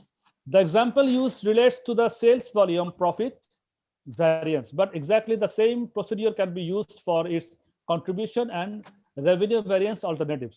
এটা তো আমরা প্রফিটের কথা বলতেছি, কিন্তু যদি কন্ট্রিবিউশন মার্জিন কন্ট্রিবিউশনের কথা বলে বা ভলিউম রেভিনিউর কথা বলে তখন একই রকম প্রসিডিউর, কিন্তু হ্যাঁ একই রকম প্রসিডিউর। আমরা শুধু প্রফিট নিয়ে আলোচনা করলাম, এই যে এভারেজ প্রফিট, এটা এখানে প্রফিটের ক্ষেত্রে কন্ট্রিবিউশন হতে পারে, ওয়েটেড এভারেজ কন্ট্রিবিউশন হতে পারে যদি মার্জিনাল কস্টিং বেসিসে হয় আর কি, এই কথাই। সো একটু পর্যন্ত কি আমরা মোটামুটি মাথায় ঢুকছে আমাদের ম্যাটেরিয়াল, লেবার, সেলস? জি স্যার। ঢুকছে না? জি স্যার। আসলে এবার তাহলে আমাদের একটা খুব ফ্যান্টাস্টিক একটা মানে দারুণ একটা বিষয় আমাদের মাথায় এবার সামনে চলে আসছে, planning and operational variances. Planning and operational variances really important, আমাদের জন্য এটা খুবই important. One reason that a variance may arise may be that the original plan has subsequently been found to be inappropriate. মানে original plan যেটা করেছিলাম সেটা পরবর্তীতে দেখা গেল যে ওটা অ্যাপ্রোপ্রিয়েট ছিল না, এটা ভ্যারিয়েন্সের একটা কারণ। তার প্ল্যানিং এর কারণে হয়তোবা আমি যে অরিজিনাল যে প্ল্যান করেছিলাম সেখানে আমার গলদ ছিল, সেখানে আমার ত্রুটি ছিল, ভুল ছিল, আমি সঠিকভাবে প্ল্যান করতে পারি নাই। One reason that the variance may arise may be that the original plan has subsequently been found to be inappropriate. This might arise, for example, if suppliers have increased the cost of materials, cost of raw materials, and this has not been accounted for in the original standard cost curve. In that case, the total variance must be split into two constituent parts. আচ্ছা, then আগে লাইনটা বলি একটু আবার, যে হয়তোবা আমার supplier cost raw material কস্টটাকে ইনক্রিজ করেছিল and this has not been accounted for, এবং এটাকে আমি আমার প্ল্যানিং এর ভিতরে আমি হিসাবে আনি নাই, it's not been accounted for, এইটা প্ল্যানিং করার সময় এই কথাটা আমি অ্যাকাউন্ট ফর করিনি, এবং আমার স্ট্যান্ডার্ড কস্ট কার্ড যেটা করেছিলাম সেখানে আমি এই যে ম্যাটেরিয়াল যে প্রাইস ইনক্রিজ করে দিয়েছে আমার সাপ্লাই, সেই কথাটা আমি অবতারণা করিনি, এটাকে আনি নেই, এটাকে আমি ফোকাস করিনি। সেক্ষেত্রে কি হবে, ইন দ্যাট কেস এই ধরনের যদি কোনো ঘটনা ঘটে থাকে তাহলে কি করবো, আমি এই ভ্যারিয়েন্স গুলোকে আমি স্প্লিট করবো দুই ভাগে, একটা হচ্ছে প্ল্যানিং ভ্যারিয়েন্সে, একটা হচ্ছে অপারেশনাল ভ্যারিয়েন্সে। কোন কোন ক্ষেত্রে বলেন, যদি আমার প্ল্যানিং এর কোনো ত্রুটির কারণে ভ্যারিয়েন্সটা সৃষ্টি হয়, যদি আমি ধরতে পারি যে আমার যে ভ্যারিয়েন্সটা হয়েছে এটা মূল গলত কোথায়, কেন হইলো, আমাদের কাজ কি, কস্ট অ্যাকাউন্টেন্টের কাজ কি, আমাদের এই যে কস্টের বিষয়গুলোকে অ্যানালাইসিস করতে করতে করতে মূল সমস্যা কোথায় সেটাকে বের করা, কোথায় কিসের কারণে আমাদের এই সমস্যাগুলো হচ্ছে, এখানে তো আমাদের বাহাদুরি, এখানে তো আমাদের মুন্সিয়ানা। সো এই বিষয়টাকে এস্টাবলিশ করার জন্য আমাদের চিন্তা করতে হবে গভীরে, কেন হইলো, কোথায় ভুল, কার কারণে এই ভ্যারিয়েন্সটা হইলো, সেটা কিন্তু আমাদের চিন্তা করতে হবে এবং অ্যানালাইজ করে বের করতে হবে। তো অ্যানালাইজ করে আমরা বের করলাম যে আমার ম্যাটেরিয়াল সাপ্লায়ারের সে রেটটা যে বাড়াইছিল সেটা কিন্তু কনসিডারেশনের মধ্যে তখন প্ল্যানিং এর সময় আনা হয় নাই, যার কারণে এই ভ্যারিয়েন্সটা এসেছে। যদি এরকম কিছু ধরা পড়ে তখন আমরা কি করব, in that case the total variance must be split into two constituent parts, তখন আমি আবার দুই পার্টসে সেটাকে ভাগ করব, একটা হচ্ছে প্ল্যানিং ভ্যারিয়েন্স, একটা হচ্ছে অপারেশন ভ্যারিয়েন্স। কি করব তাহলে, planning variance, this is the part of the variance caused by an inappropriate original standard ex ante, inappropriate original standard, original standard যখন করছিলাম ওইখানে ওটা inappropriate ছিল, ওই জন্যই এখানে যেটা হয়েছে সেটা সেই কারণে ভুল হওয়ার কারণে ভ্যারিয়েন্স সৃষ্টি হয়েছে, এবং এই ভ্যারিয়েন্সটা সঙ্গে প্ল্যানিং এর আমাদের প্রবলেম ছিল বলে এটাকে আমি প্ল্যানিং ভ্যারিয়েন্স নাম দিচ্ছি। And number 2, the operational variance, this is the part of the variance attributable to decisions taken with the business that has caused a change between the revised standard and the actual results. এবার মনে করেন আমি প্রতিমধ্যে এটা বুঝে গেলাম যে আমার ভ্যারিয়েন্স, আমার যে স্ট্যান্ডার্ড ছিল সেটা ভুল, তা আমি রিভাইজ করলাম, তখন রিভাইজ করে আবার স্ট্যান্ডার্ড কস্টটাকে আবার ঠিক করলাম। তাহলে এইবার রিভাইজটা আমি আবার রিভাইজ স্ট্যান্ডার্ড যেটা করেছি সেটাতে আমি তথ্যগুলোকে কনসিডারেশনে আনার পরে, প্ল্যানিং ভ্যারিয়েন্সের যে সমস্যাগুলো সেটা কনসিডার আনার পরে আমি আবার নতুন করে রিভাইজ করে স্ট্যান্ডার্ড কস্টটা ঠিক করলাম। ঠিক করার পরে ওইটার সঙ্গে আবার অ্যাকচুয়াল রেজাল্ট যদি কোনো তফাৎ থাকে তখন সেখানে গিয়ে অপারেশনাল ভ্যারিয়েন্সের শিশুটাই আগের মতোই এসে যাচ্ছে। তারপরে আমি ভুল করলাম, আমার ভ্যারিয়েন্স বেরোলো, ভ্যারিয়েন্স বেরোর পরে আমি চিন্তা করলাম যে কেন ভ্যারিয়েন্স বেরোলো, কস্ট অ্যাকাউন্টেন্ট সাহেবরা চিন্তা করলেন, তখন দেখবেন যে না প্ল্যানিং এর ত্রুটি ছিল, তাহলে কতটুকু পার্ট প্ল্যানিং এর ত্রুটির কারণে হয়েছে ভ্যারিয়েন্সটা। আর যখন আমি রিভাইজ স্ট্যান্ডার্ড করলাম, রিভাইজ স্ট্যান্ডার্ড করার পরে অ্যাকচুয়াল রেজাল্ট যখন আবার ডিফারেন্স হইলো, তখন আমি ওই ডিফারেন্সটা বলবো যে ওইটা আমার আসলে অপারেশনগত কারণে ভুলটা হয়েছিল, ভ্যারিয়েন্সটা হয়েছিল। কথাটা clear? Planning variance, operation variance, এই যে পার্টটা আলোচনা করলাম, এটা কি আপনাদের মাথায় আসছে নাকি কিছু প্রশ্ন করবেন আমাকে? Sir clear. বলেন হোয়াট ইজ প্ল্যানিং ভ্যারিয়েন্স, আর একজন বলেন আমাকে হোয়াট ইজ প্ল্যানিং ভ্যারিয়েন্স, আর একজন বলেন আমাকে হোয়াট ইজ অপারেশন ভ্যারিয়েন্স। বলেন, যে কোনো কেউ বলতে পারবেন নাকি বলার মতো অবস্থা নাই?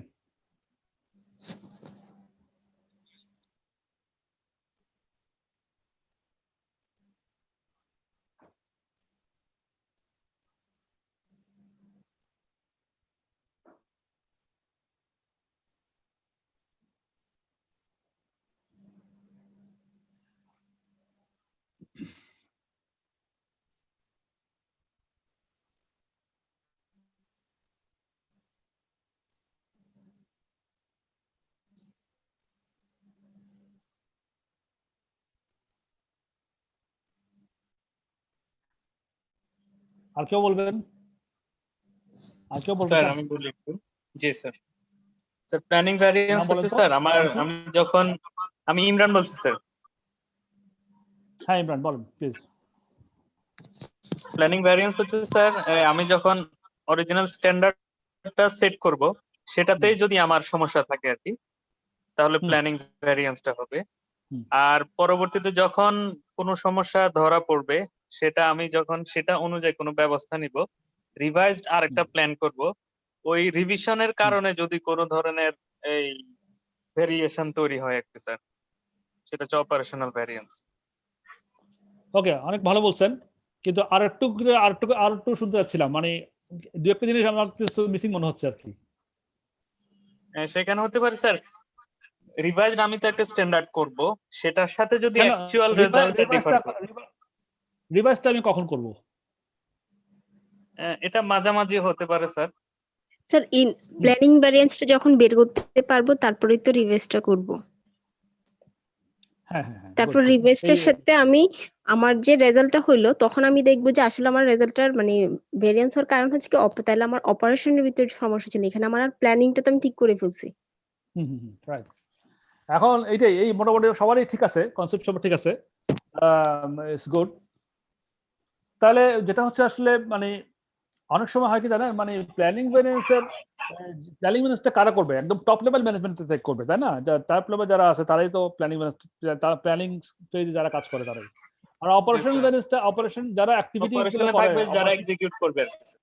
যারা এক্সিকিউট করবে। হ্যাঁ, এখন জি, অনেক স্যার। সময় ব্লেম গেম হইতে পারে, কিন্তু ব্লেম গেম হইতে পারে মনে করেন ভ্যারিয়েন্সটা বেশি হয়ে গেল, এবার বড় বড় ডাইরেক্টর বলতে পারে যে না আমার তো কোনো দোষ নাই, দোষ তো বেটার কয়ে অপারেশনের, কিন্তু আসলে ঘটনা তো প্ল্যানিং এ। তাহলে আমি তো সেপারেট করে দেবো যে প্ল্যানিং এর কারণে এতটুকু ডিফারেন্স, অপারেশনের কারণে এত ডিফারেন্স, এই দুটো যখন আমরা ব্যালেন্স করবো, প্ল্যানিং ভ্যারিয়েন্স এবং অপারেশন ভ্যারিয়েন্স, তখনই কিন্তু রেজাল্টটা বের হয়ে আসবে চোখের সামনে সবার, যে আসলে কার ত্রুটি ছিল, কাকে সঠিক করতে হবে। সেখানে আমার কন্ট্রোলেবল কথাটা কিন্তু আবার চলে আসছে, যে আমরা কন্ট্রোলেবল নিয়ে আলোচনা করছিলাম আগের প্যারাগুলোতে, কন্ট্রোলেবল কিনা। হ্যাঁ, জি জি, সরি,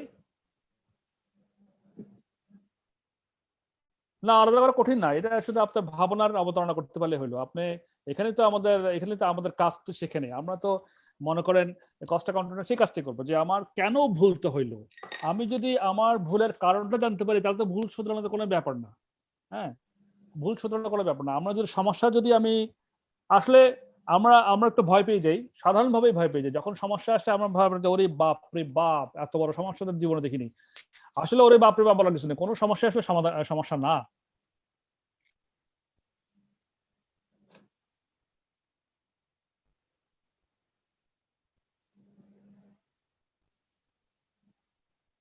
না অবশ্যই নিউমেরিক্যাল প্রবলেম, নিউমেরিক্যাল প্রবলেমগুলো আমরা নিউমেরিক্যাল হিসাব করার পরে দেন না আমরা বুঝতে পারবো যে এই প্রবলেমটা কেন হলো, ব্যালেন্সটা কেন হলো।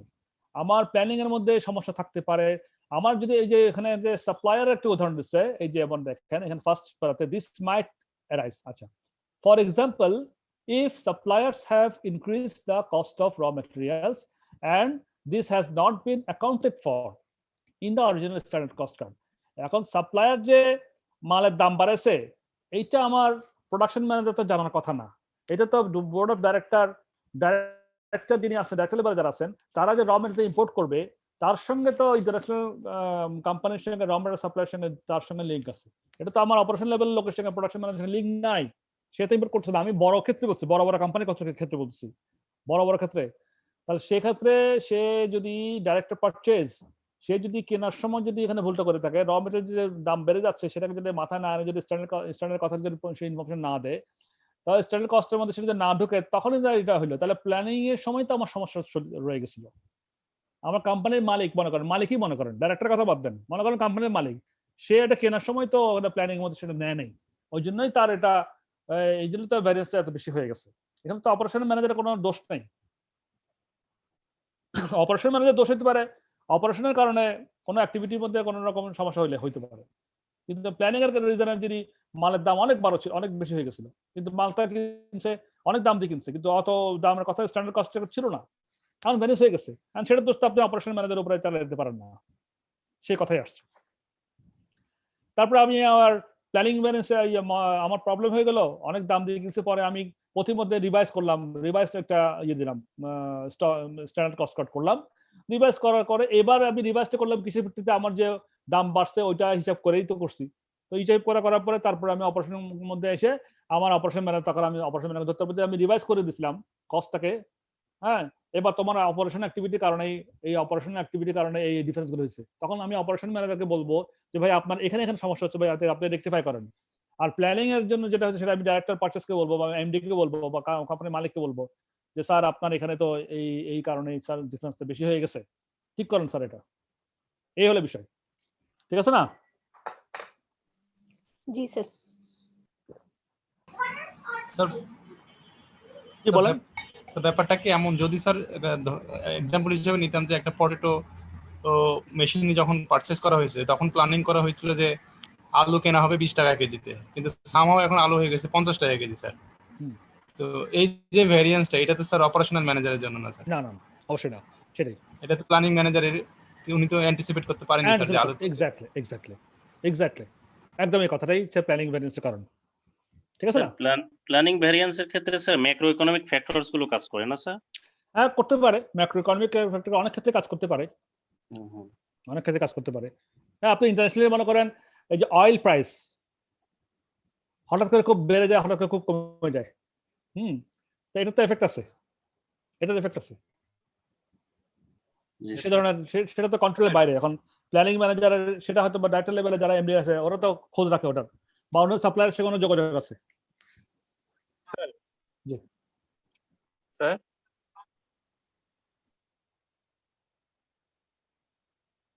জি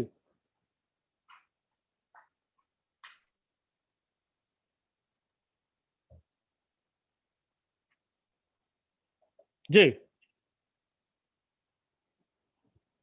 হ্যাঁ, রিকনসাইল করবে মানে আমার তো টোটাল ফিগারটা পেয়ে যাব। তাহলে টোটাল ফিগারটা পেয়ে গেলে আমি তখন আমি টোটাল যে ভ্যারিয়েন্সটা হচ্ছে আমার বড় একটা ভ্যারিয়েন্স পেয়ে গেলাম, তখন আমি চিন্তা করব যে বড় ভ্যারিয়েন্সের কারণের মধ্যে কি কি বিষয় আছে। হ্যাঁ, তো ওই জন্য একটা কথা আমি একটু আগে বলেছিলাম, থাকবে থাকবে তখন আমি ভেঙে বলবো যে এইটুকু পার্ট, এই ভ্যারিয়েন্সের এতটুকু পার্ট প্ল্যানিং ভ্যারিয়েন্সের কারণে হয়েছে, আর এতটুকু পার্ট অপারেশন ভ্যারিয়েন্সের কারণে হয়েছে। লেটস সি, আমরা পরে আরেকটু সামনে দেখলে গেলে ওইটা অ্যাডভান্স না কি হবে সেটা আমরা বুঝতে পারবো। অনেক সময় প্রাইস যদি কমে যায় অ্যান্টিসিপেট করার থেকে, মানে প্ল্যানিং থেকে, তাহলে তো আবার ফেভারেবল হতে পারে। হইতে পারে না, ফেভারেবল হইতে পারে। তো এটা আমরা প্রাইস বাড়ার ক্ষেত্রে বলছি, কমার ক্ষেত্রে হইতে পারে, সেলস এর ক্ষেত্রে হইতে পারে, তো অ্যাডভান্স হইতে পারে, ফেভারেবল হইতে পারে। তাহলে আরেকটা এক্সপ্রেশন দেখি, ফার্দার এক্সপ্রেশন। আমার কাছে খুব ইন্টারেস্টিং এটা, কারণ এটা এখানেই হচ্ছে আমাদের এই জিনিসগুলো আমাদের কিন্তু এগুলা একদম অ্যাডভান্স লেভেলের ভ্যারিয়েন্সের কথা বলছি, আপনারা হয়তো বা সাধারণত পড়ে নাই, কিন্তু এগুলা খুব আমাদের জন্য ভেরি ইম্পর্টেন্ট। স্যার কি বলেন? যে ভাইয়া যে আলুর এক্সাম্পল দিলেন আর কি, সেখানে তো আলুর প্রাইস বেড়ে যাওয়াতে স্যার প্ল্যানিং ভ্যারিয়েন্সটা হলো। এই ইফেক্টের কারণে অপারেশনাল ভ্যারিয়েন্সটা কি হতে পারে স্যার? আচ্ছা, আলুর দাম 20 টাকা ছিল, উনি 20 টাকা করে করছেন, 50 টাকা হয়ে গেছে পরে, তাহলে 30 টাকা ডিফারেন্স হলো আমার অপারেশনগত কারণে না। এবার আমি রিভাইজ করে একটা স্ট্যান্ডার্ড করলাম, 50 টাকা করে দিলাম আলুর দাম, নতুন করে স্ট্যান্ডার্ড কস্ট করে দিলাম, একটা 50 টাকা করে আলুর দাম ধরলাম। কিন্তু তখন তো সব এখন স্ট্যান্ডার্ড হয়ে গেল, স্ট্যান্ডার্ড আমার ঠিক হইলো, অ্যাপ্রোপ্রিয়েট স্ট্যান্ডার্ড হইলো। এবার অপারেশন ম্যানেজার প্রোডাকশন করতে গিয়ে তার দেখা গেল যে আলু ওই মানে যেখানে আমার 1000 কেজি ইউজ করার কথা সেখানে সে ইউজ করে ফেললো 1500 কেজি। আচ্ছা, তাহলে তার অপারেশনগত ডিফারেন্স তখন পেয়ে গেলাম, তখন সেটা হবে তার অপারেশনাল ভ্যারিয়েন্সের কারণ। ঠিক আছে, বুঝা গেছে কথাটা? জি স্যার, বুঝতে পেরেছি। আচ্ছা, না আমি আবার ভাবছি স্যার, এখানে যেমন স্যার আলুর প্রাইস বেড়ে যাওয়াতে সেখানে ধরেন বাজেট আগেরটাই থাকলো, এরকম হতে পারে কিনা? না আমি বাজেট আগে তখন তো আমার ওই যে ম্যাটেরিয়ালস কমে যাচ্ছে স্যার, বাজেট আগেরটা থাকার কারণে আমার ম্যাটেরিয়ালস এখন আমি কম কিনতে পারছি, এই ধরনের কিছু কি হতে পারে স্যার? এটা আপনার হতে পারে, মানে আপনি আবার বলেন কথাটা, আবার বলেন আপনি কি বলতে যাচ্ছেন? মানে ম্যাটেরিয়াল কম ইউজ করছি আমি? হ্যাঁ, ম্যাটেরিয়ালস কম ইউজ হচ্ছে স্যার, আলুর দাম বেড়ে না, আপনার দামের সঙ্গে তো ব্যবহারের কোনো সময়, আমি দাম হচ্ছে এক জিনিস, ওটা প্রাইস ভ্যারিয়েন্সের কথা, আর আমার ইউসেজ তো আমার ঠিক থাকতে হবে না, আমার তো কত কোয়ান্টিটি লাগবে সেটা তো স্ট্যান্ডার্ড, তো ওটা তো আর বাড়া কম হচ্ছে না। আচ্ছা, বুঝতে কোয়ান্টিটি পেরেছি। হ্যাঁ, সেটাও হইতে পারে হয়তো বা প্রোডাকশন টেকনোলজি আমার চেঞ্জ হয়ে গেছে, তখন হয়তো লেবারের পরিমাণ কমে যেতে পারে, হয়তো অটোমেটিক হয়ে গেছি, সেখানে লেবারের একটা ডিফারেন্স হতে পারে, এই ধরনের সিচুয়েশন হতে পারে, বিভিন্ন হতে পারে, অনেক মানে হইতে কি না পারে আসলে আমি আপনাকে তো বলে শেষ করতে পারবো না। হয়তো বুঝতে অনেক পেরেছি কিছু- স্যার। হ্যাঁ, তাহলে যে আলুর প্রাইস বেড়ে যাওয়াতে অপারেশনাল কোনো ভ্যারিয়েন্স হয়তো না হতে পারে, তখন অন্য কোনো ধারণা হবে অন্য কোনো কারণে। হ্যাঁ, আমি হ্যাঁ, সেটাই বলছি, অন্য right, কোনো right. কারণে অপারেশন হতে পারে ওই যে কথাটা ওই জন্য আসলে ইন্টারডিপেন্ডেন্ট কথাটা একটু আগে আলোচনা করছিলাম, মনে আছে? মনে আছে। ইন্টারডিপেন্ডেন্ট, তাহলে একটা কারণে একটা হতে পারে, তখন হয়তো জি, অন্যদিকে কিছু এফেক্ট হইতে পারে, জি সেই স্যার। তথ্যগুলো আমাদের তখন বের করতে হবে আর কি। তো আমার কাছে ডিসকাশনে ভালো লাগলো যে আপনারা সবাই পার্টিসিপেট করছেন, এটা কিন্তু একটা মেজর কনসেপ্ট, ওই জন্য আমি একটু আলোচনা করলাম, কারণ এখানে যদি আমরা কনসেপ্টটাকে ভেঙে ফেলতে পারি আমাদের অঙ্কগুলো করতে খুবই মজা লাগবে আর কি, মানে খুব ইন্টারেস্টিং লাগবে। ফার্দার এক্সপ্লেনেশন হচ্ছে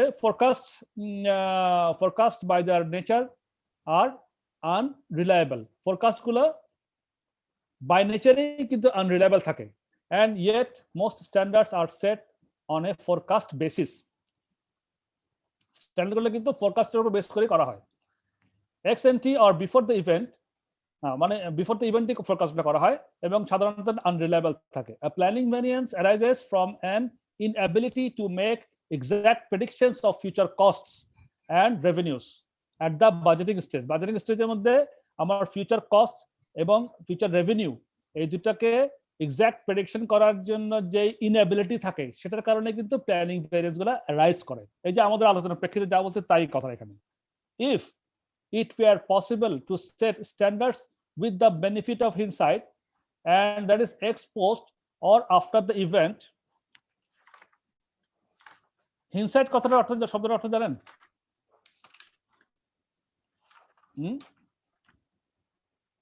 না স্যার।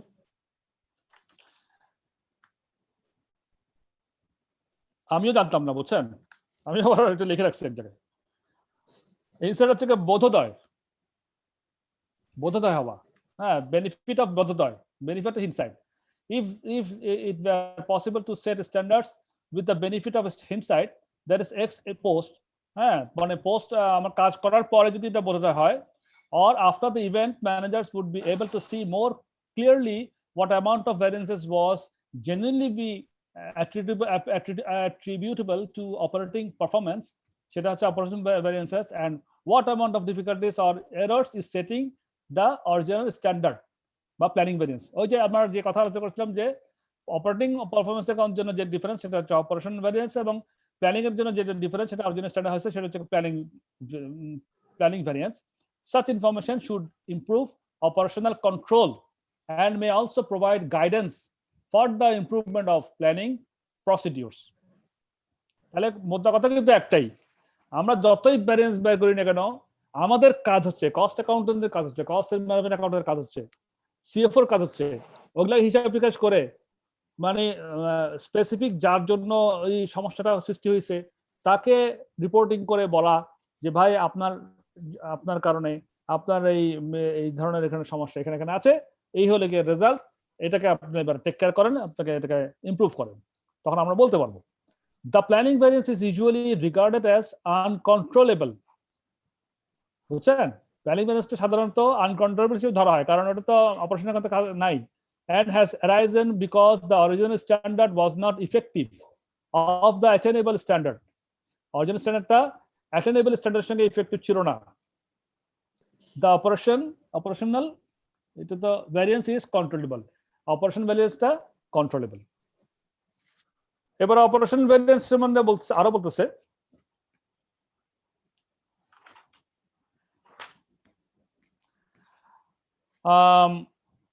এটা আমি একটু দ্রুত পড়ে যাই, মোটামুটি আলোচনা হয়ে গেছে আমাদের, তারপরে পড়ে যাচ্ছি।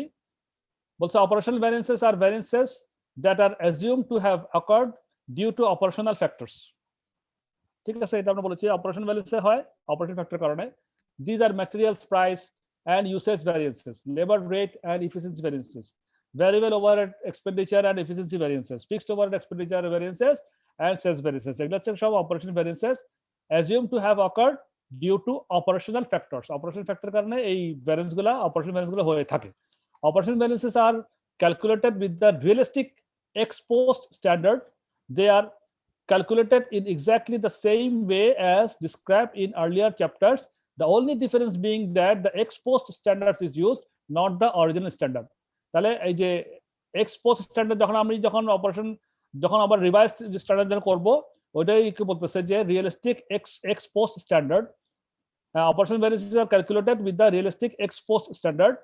They are calculated কিভাবে ক্যালকুলেশন করে in exactly the same way আমরা যে আগে করেছি না, এই যে ভ্যারিয়েন্স গুলো material price variance, efficiency variance, labour price rate variance, efficiency variance, variable overhead expenditure এবং এফিসিয়েন্সি ভ্যারিয়েন্স, এটা তো আমরা আগে চ্যাপ্টারগুলো করেছিলাম। Fixed overhead expenditure variance and set variance same ভাবে করব, শুধুমাত্র ডিফারেন্স কি আমরা অরিজিনাল স্ট্যান্ডার্ডের মধ্যে নির্ভর করে করব না, আমরা এক্স পোস্ট স্ট্যান্ডার্ড বা রিভাইজ স্ট্যান্ডার্ডের উপর নির্ভর করে এটা করব। That's all. Then planning variance কিভাবে করব? Planning variance measures the difference between the budgeted and actual profit that has been caused by errors in the original standard cost. It is the difference between the ex ante and ex post standards. Ex ante and ex post আমি প্রথমে ওই যেটা করেছিলাম original revise করেছিলাম এবং x post revise করে এই দুটো স্ট্যান্ডার্ডের মধ্যে যে পার্থক্য আছে সেই পার্থক্যের কারণে যে ডিফারেন্স হয়েছে সেটি আমার প্ল্যানিং কত difference. Planning variance is favourable when the ex post standard cost is lower than the original ex ante standard cost. Planning variance যখন ফেভারেবল কখন হবে? যদি আমার ex post standard cost is lower than the original standard cost. এটা তো আমাদের আর বলার দরকার নাই। এই planning variance is adverse when the ex post standard cost is higher than the original standard cost. এগুলো আমাদের নরমাল কথা। এবার আসেন এই কথাটা আসেন কন্ট্রোলেবিলিটি এন্ড রেসপন্সিবিলিটি। এটা আবার দেখেন, আবার কন্ট্রোলেবিলিটি রেসপন্সিবিলিটি আমরা আগের চ্যাপ্টারগুলোতে পেয়েছিলাম মনে আছে আপনাদের? আমি বারবার এই শব্দগুলোর উপর জোর দিয়েছিলাম যে কন্ট্রোলেবিলিটি এন্ড রেসপন্সিবিলিটি। দেখেন এই কথাটা আবার আসছে এখানে, সব জায়গায় আপনারা এটা পাচ্ছেন। Management will wish to draw a distinction between this two variances. Management কিন্তু চাইবে একটা ডিস্টিংশন করতে, একটা পার্থক্য করার জন্য এই কন্ট্রোলেবিলিটি এন্ড রেসপন্সিবিলিটি বিটুইন এই যে এই প্ল্যানিং এবং অপারেশন ভ্যারিয়েন্সের মধ্যে পার্থক্য করার জন্য চাইবে। কেন চাইবে? in order to gain a realistic measure of operational efficiency, as planning variances are self-evidently not under the control of operational management. Operational ম্যানেজমেন্টের কন্ট্রোলের ভিত্তি কিন্তু প্ল্যানিং ভ্যারিয়েন্সের কারণগুলো ওদের পক্ষে এটা সমাধান করা সম্ভব নয়। এই জন্যই এখানে বলছে কন্ট্রোলেবিলিটি এন্ড রেসপন্সিবিলিটি। কে রেসপন্সিবল, কে এটাকে কন্ট্রোল করতে পারবে, কোন ব্যক্তি, কোন এক্সিকিউটিভ, কোন ম্যানেজার, কোন ডাইরেক্টর। তাহলে কন্ট্রোলেবিলিটি যার আছে এবং যার রেসপন্সিবিলিটি সেই তো পারবে। সেজন্য বলছে যে management will wish to draw a distinction between, distinction মানে কি? পার্থক্য না, ডিস্টিংশন মানে পার্থক্য বিটুইন দিস টু ভ্যারিয়েন্সেস। প্ল্যানিং মানে দিস টু ভ্যারিয়েন্স মানে ভ্যারিয়েন্স এবং আমার প্ল্যানিং এবং অপারেশন ভ্যারিয়েন্সের মধ্যে পার্থক্য করতে চাইবে ম্যানেজমেন্ট। কেন চাইবে? in order to gain a realistic measure of operational efficiency. As planning variances are self-evidently not under the control of operational management, it cannot be held responsible for them, and there is thus no benefit to be gained in spending time investigating such variances at an operational level. Operational level গিয়ে আমি planning variance কত কারণের কোনো problem solve করার জন্য যদি আমি খোঁজাখুঁজি করি, ইনভেস্টিগেশন করি, আমার সময় নষ্ট হবে, টাকা নষ্ট হবে, কিন্তু আমি কি কোনো কিছু গেইন করতে পারবো? সেখান থেকে কোনো কিছু গেইন করতে পারবো না, আমি এটা সলভ করতে পারবো না। তাহলে does no benefit to be gained in spending time investigating such variances at an operational level. Planning variances may arise from faulty standard setting, but the responsibility for this lies with the সিনিয়রদের মধ্যে এই ঘটনাটা ঘটছে, ওরাই responsible rather than operational management. কথাটা হলো না? কেমন লাগলো কথাগুলো? আচ্ছা, মাথা ঢুকছে তো না? এটা আমি কনসেপ্টটা আমি চাচ্ছি, আমি কিন্তু আপনাদেরকে বেশি কনসেপ্ট গুলো দিতে চাচ্ছি, কনসেপ্ট গুলো আমি দিব আপনাদেরকে, আমি কম্পিটিশন গুলো বেশি দিতে চাই না। আসলে এগুলো আপনারা পারবেন, কনসেপ্টটা আমি যদি দিয়ে দিতে পারি ইনশাল্লাহ আপনারা কোথাও আটকাবেন না একদম। তো আমাদের হাতে কি সময় আছে আরো? 5 মিনিট টাইম আছে। আচ্ছা, এই ফাঁকে তাহলে বলি, আমি এটা ধরার আগে বলি যে আমি সেদিন ক্লাস করে রাত্রে প্রায় আবার ফোন করছিলাম ঢাকা আইসিএমবিতে। রোববারে ক্লাসটা 5টার এগেনস্ট এটাকে চেঞ্জ করে আমরা হয়তো শুক্রবার দিন নিয়ে যেতে পারবো বিকালবেলা। আপনারা কি বলেন? রাজি আছে স্যার। বিকেলে Yes, না sir, করে এটা better সকালের হয়। দিকে করা যায় না স্যার, শুক্রবার সকালে? সকালে নামাজ কালাম থাকে, সবাই একটু লেট করে ঘুম থেকে উঠে। সকালে টাফ হয়ে যাবে ভাইয়া। হ্যাঁ, টাফ হয়ে যাবে। আমিও মনে করি যে শুক্রবার দিন আসলে সকালবেলা অনেকের অনেক থাকে, দুপুরে কারো হয়তো বা বিএসসি প্রোগ্রাম থাকে, অনেকের দাওয়াত টাওয়াত থাকে। তো Yes. বিকাল টাইমটা আমার কাছে সুইটেবল লাগে। আপনার কাছে কেমন লাগে বলেন? ভালো হবে স্যার। তাহলে বিকাল ধরেন যদি আমরা ভালো হবে, তাহলে 4টা থেকে 5টা ইন বিটুইন এরকম টাইম যদি করি, 5টা থেকে 6:30 অথবা 4:30 থেকে 6টা এরকম, বা 4টা থেকে 5:30 এরকম যদি কোনো টাইম ফেলতে পারি আমি, তাহলে মোটামুটি আলোচনা করেছি একবার ঢাকাতে। আমি আবার কথা বলবো। জি জি বলেন। না, শুক্রবার কিন্তু 5টার পরে হলে বেশি, আবার রাত্রেবেলা অনেকের প্রোগ্রাম থাকে, অনেকের দাওয়াত থাকে, ফ্যামিলি প্রোগ্রাম থাকে। তো সেটাও মাথায় রাখতে হবে। শুক্রবার দিন তো একটা দিন বন্ধের দিন, সবাই এনজয় করবে, সেটা তো দরকার আছে আমাদের। আমারও থাকতে পারে ইনফ্যাক্ট, আমরাও তো অনেক বেড়াই। সো আমার মনে হয় যে বিকালের টাইমটা একটু ফেলেন, মানে আমার মনে হয় 4:30 থেকে 6টা যদি হয়, কারণ না না 3টা পারবেন না, 3টা পারা যাবে না। নামাজ জুমার নামাজ আছে, ভাত খাওয়ার ব্যাপার আছে, নামাজ পড়ে আস্তে আস্তে বাসায় দুইটা আড়াইটা বেজে যায়। শুক্রবার দিন জুমার নামাজ পড়ে এসে খাওয়া দাওয়া করতে করতে 3টা বেজে যায়, আর টাইট হয়ে যাবে, খুব টাইট হয়ে যাবে। টাইম আপনি দিবেন স্যার। হ্যাঁ, টাইমটা আমি ঠিক করবো। আপনি আপনার set সঙ্গে করবেন। আলোচনা করলাম, 20 মিনিট আলোচনা করলাম, ইনশাল্লাহ টাইমটা আমি ঠিক করব। তাহলে এক্সাম্পল, এই যে এক্সাম্পল 2টা একটু পড়ি, এর মধ্যে দেখি আমাদের টাইম দেখি না। হ্যাঁ, ABC Limited produces units and incurs labor costs. Details of actual and budget for period 9. Period 9 এর বাজেট এবং অ্যাকচুয়াল দিছে, বাজেট অ্যাকচুয়াল স্ট্যান্ডার্ড পার ইউনিটে বাজেট করছে 500, অ্যাকচুয়াল 550, লেবার আওয়ার্স 1000, অ্যাকচুয়ালি 1200, তারপরে লেবার কস্ট 5000, অ্যাকচুয়ালি 5100। আর লেবার আওয়ার্সের মধ্যে স্ট্যান্ডার্ড পার ইউনিট হচ্ছে 2 ঘন্টা, আর labour কস্টের মধ্যে স্ট্যান্ডার্ড হচ্ছে 10 টাকা, 10 পাউন্ড পার ইউনিট। তাহলে দেখা যাচ্ছে যে এখানে লেবার আমরা কি করেছি, এখানে যদি বাজেট যদি 500 হয় 1000, তাহলে 5 দুগুণ 10, 1000। আর লেবার কস্টও 500 × 10 মানে 5000, এটা বাজেট ছিল। আর অ্যাকচুয়ালি 550-এর জায়গায় করেছি 1200, হওয়া উচিত ছিল কত ঘন্টা? অ্যাকচুয়ালি কত ঘন্টা হচ্ছিল? 1000। No no no no no, 550 unit output হয়েছে, তাহলে আমার কত লেবার আওয়ার ইউজ করা উচিত ছিল? স্ট্যান্ডার্ড পার ইউনিট 2 ঘন্টা, তাহলে 550 এর জন্য কত ঘন্টা? স্যার 1100। 1100। তারপরে আমার অ্যাকচুয়াল আমার কস্ট, হ্যাঁ, স্ট্যান্ডার্ড ছিল 10 টাকা, 550 জনের কত হচ্ছিল, কত করেছি? 5500 হওয়ার কথা ছিল, 5100 করেছি। হ্যাঁ, তাহলে সেখানেও একটা আমার ডিফারেন্স হচ্ছে। হ্যাঁ, তাহলে লেবার আওয়ারে আমি 100 ঘন্টা আমার কি ফেভারেবল, তাই না? ফেভারেবল 100 ঘন্টা না, সরি না স্যার, ফেভারেবল না, অ্যাকচুয়াল তো অ্যাডভার্স, হ্যাঁ, adverse। রাইট। আর কস্টিং এর মধ্যে 5500 জায়গায় করতে 5100, তাহলে এটা কি এখানে ফেভারেবল। ফেভারেবল। আচ্ছা, একটু পর্যন্ত আমরা মোটামুটি কোশ্চেনটা বুঝলাম। A change in technology subsequent to the preparation of the budget resulted in a 25% increase in standard labor efficiency. তাহলে একটা বাজেট চেঞ্জ হয়েছে, টেকনোলজি চেঞ্জ হয়েছে, টেকনোলজি চেঞ্জের কারণে কি হয়েছে? সাবসিকুয়েন্ট টু প্রিপারেশন, এই যে সাবসিকুয়েন্ট টু দ্য প্রিপারেশন, দেখছেন কথাটা? এই কথাটা বলছে কারণ ওই যে আমাদের প্ল্যানিং ভ্যারিয়েন্স, অপারেশন ভ্যারিয়েন্স আমরা ভাগ যোগ করতে হবে, সেগুলো আসবে।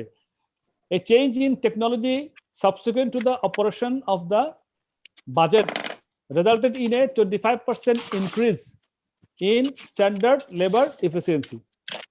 তাহলে আচ্ছা, কারো একটা সাউন্ড শুনতে পাচ্ছি, প্লিজ একটু বন্ধ করবেন, মিউট করবেন একটু। কেউ তালা বন্ধ করতেছেন মনে হয়, বন্ধ করে ফেলতেছেন একেবারে। এইটা 5 মিনিট পরে করেন অথবা মিউট করেন।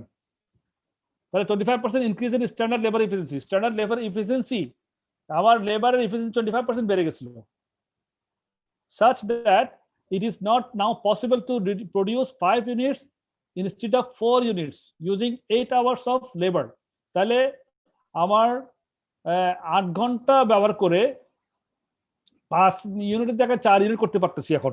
কিসের জন্য?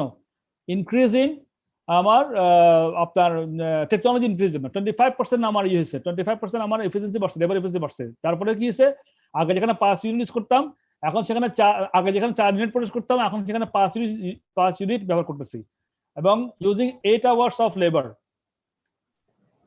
Giving a revised standard labor requirement of 1.6 hours, thus 8 pound labor cost per unit। আগে ছিল আমার 10 টাকা, এখন হয়ে গেছে 8 টাকা। আগে ছিল আমার 2 ঘন্টা, এখন লাগতেছে 1.6 hours। এটা হচ্ছে কি আমার change in technology subsequent to the preparation of the budget, 25% increase in standard cost। তাহলে 2 ঘন্টার জায়গা হয়ে গেছে 25% ইনক্রিজ হয়ে 1.6 হচ্ছে, আর 25% এখানে 2 টাকা 10 টাকার জায়গা হয়ে গেছে 8 ঘন্টা 8 আওয়ার্স। 8 আওয়ার লাগতেছে আমার ওই 8 আওয়ার লাগতেছে 8 টাকা লাগতেছে, $8 লেবার কস্ট লাগতেছে। আগে লাগতো 10 টাকা, এখন লাগতেছে 8 টাকা। এবার রিকোয়ার্ড হচ্ছে গিয়া calculate relevant labour variance for the period. তাহলে আমরা প্ল্যানিং ভ্যারিয়েন্স এখানে কত?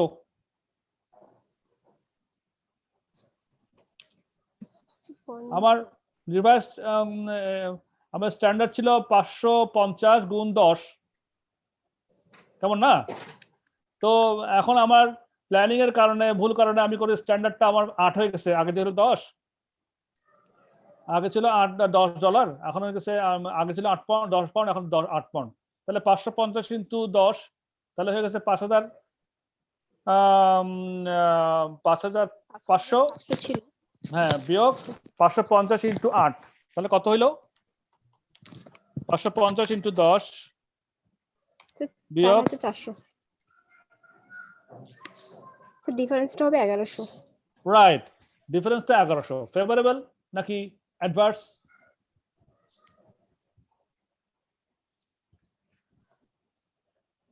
Favourable, favourable. হ্যাঁ, ফেভারেবল। যেহেতু আমার কমে গেছে, অ্যাকচুয়াল তো ঠিক আছে, অ্যাকচুয়াল ইউনিট তো ঠিক আছে 550। এখন পাউন্ড আগে 10টা লাগতো, এখন লাগছে পাউন্ড 8টা, তাহলে 2 পাউন্ড করে কমছে। 550 ইনটু 2 করলেও 1100 ফেভারেবল পেয়ে গেলাম। এটা হচ্ছে আমার প্ল্যানিং ভ্যারিয়েন্স। এই 1100 হচ্ছে আমার প্ল্যানিং ভ্যারিয়েন্স। দেন এবার আসেন অপারেশনাল ভ্যারিয়েন্সটা বের করি। Calculate all relevant labour variance for the period. তাহলে আমরা পেয়ে গেলাম প্ল্যানিং এর কারণে 1100। এবার অপারেশন ভ্যারিয়েন্স এর মধ্যে আমার তো 2 রকম আছে, একটা হচ্ছে লেবার এফিসিয়েন্সি, একটা লেবার রেট। তো লেবার এফিসিয়েন্সির মধ্যে আমি বের করতে চাইলে আমার অরিজিনাল আউটপুট হচ্ছে 550, আর এখন লাগতেছে আমার রিভাইজ স্ট্যান্ডার্ড হচ্ছে 1.6, আর মাইনাস হচ্ছে গিয়া আমার 1200 হচ্ছে গিয়া অ্যাকচুয়াল আওয়ার। তাহলে কত হয়? 550 গুণ 1.6 মাইনাস 1200, 320। তারপরে আপনি 550 ইন্টু 1.6 কত? 320 কেমন হয়? 550 ইন্টু 1.6 880 হয়। হ্যাঁ, মাইনাস 1200 আমার অ্যাকচুয়াল আওয়ার গেল। হ্যাঁ, 320। হ্যাঁ, ইন্টু আমার ওই যে ওটাকে ই করেন, টাকা আনেন, কত টাকা করে করবেন? স্যার 8 টাকা।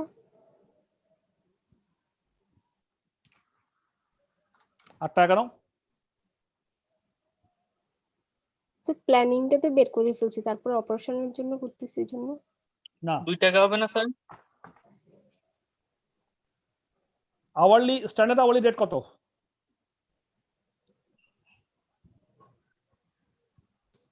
টাকা স্যার, আগে নতুন ভাবে স্যার 8 টাকা হয়েছে স্যার। স্ট্যান্ডার্ড আওয়ারলি রেট কত? 8 টাকা। ও স্ট্যান্ডার্ড 8 টাকা করে হিসাব হবে। 10 টাকা স্যার, স্ট্যান্ডার্ড আওয়ারলি রেট 10 টাকা হয়েছে স্যার। 10 টাকা তো 2 ঘন্টার জন্য, তাহলে 1 ঘন্টার জন্য কত? 5 টাকা স্যার। 5 টাকা। ইয়েস, 10 টাকা তো 2 ঘন্টার কস্ট। আমার স্ট্যান্ডার্ড তো 2 টাকা স্ট্যান্ডার্ড আওয়ার। 2 ঘন্টাকে স্ট্যান্ডার্ড আওয়ার আমার 5 টাকা। তাহলে এফিসিয়েন্সির কারণে আমার 10/2 1 ঘন্টায় 5 টাকা। তাহলে 320 থেকে আমার লেবার এফিসিয়েন্সি রিভাইস থেকে রিভাইস এবং রিভাইসের সঙ্গে আমি অ্যাকচুয়ালটাকে বের করে পাইছি ওটা, কিন্তু আমার স্ট্যান্ডার্ড কস্ট দিয়ে গুণ করবো। আমি বারবার সবগুলো গিয়ে উল্টাপাল্টা করলে তো হবে না। স্ট্যান্ডার্ড যেটা ছিল সেটা দিয়ে গুণ করবো। তাহলে কত দিয়ে গুণ করবো? 5 টাকা দিয়ে গুণ করবো। 10/2 5 টাকা স্ট্যান্ডার্ড রেট ছিল, তাহলে এই 1600 টাকা বেরোবে। 320 ইন্টু 5 300, তাহলে 1600 টাকা অ্যাডভান্স। এবার আসেন লেবার রেট। তো লেবার রেটটা আমার কত ছিল? 5 টাকা স্ট্যান্ডার্ড ছিল, আর বর্তমানে পেয়েছি কত টাকা? বর্তমানটা কত হবে? অ্যাকচুয়াল রেটটা কত হবে? 8 টাকা না? 8 টাকাকে আবার কি করব? কত দিয়ে ভাগ করব? স্যার 4 টাকা হবে। জি স্যার 4 টাকা। 1.6 দিয়ে ভাগ করব না? ও সরি।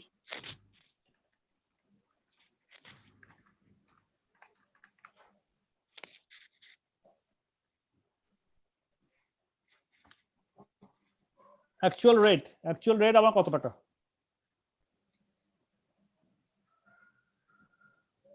অ্যাকচুয়াল স্ট্যান্ডার্ড রেট তো 5 টাকা আছে। এবার অ্যাকচুয়াল রেট তো আমার হচ্ছে লেবার কস্ট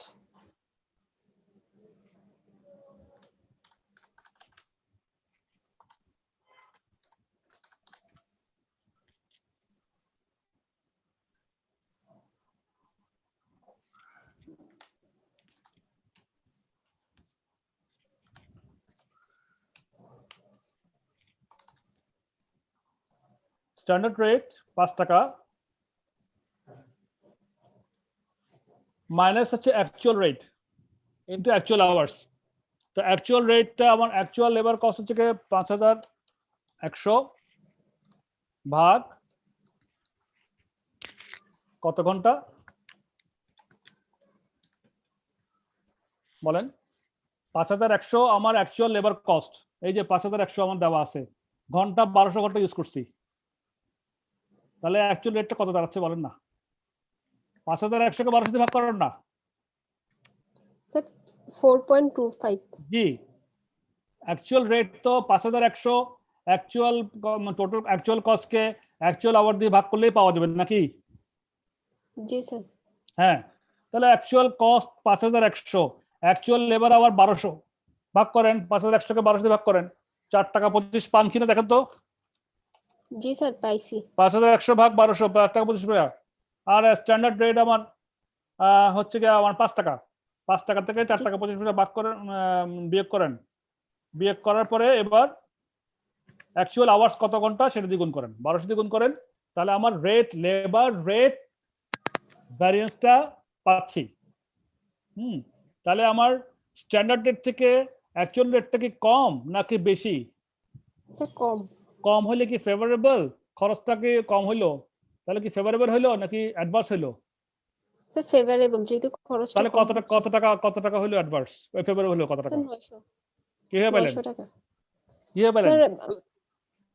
স্যার ওখানে তো পয়েন্ট পাইছি থেকে 5 টাকা থেকে 4 টাকা 25 পয়সা বাদ দেওয়ার পর 0.75 পয়সা পাইছি, ওইটা দিয়ে 1200 কে গুণ করলে 900 টাকা পাচ্ছে। 1200 যে ছিল আওয়ার্স। জি জি জি, বুঝলেন নাই? এটা কোনো কেউ আছেন এখানে? বুঝেন নাই? কেউ আছেন? এনিবডি বুঝেন নাই?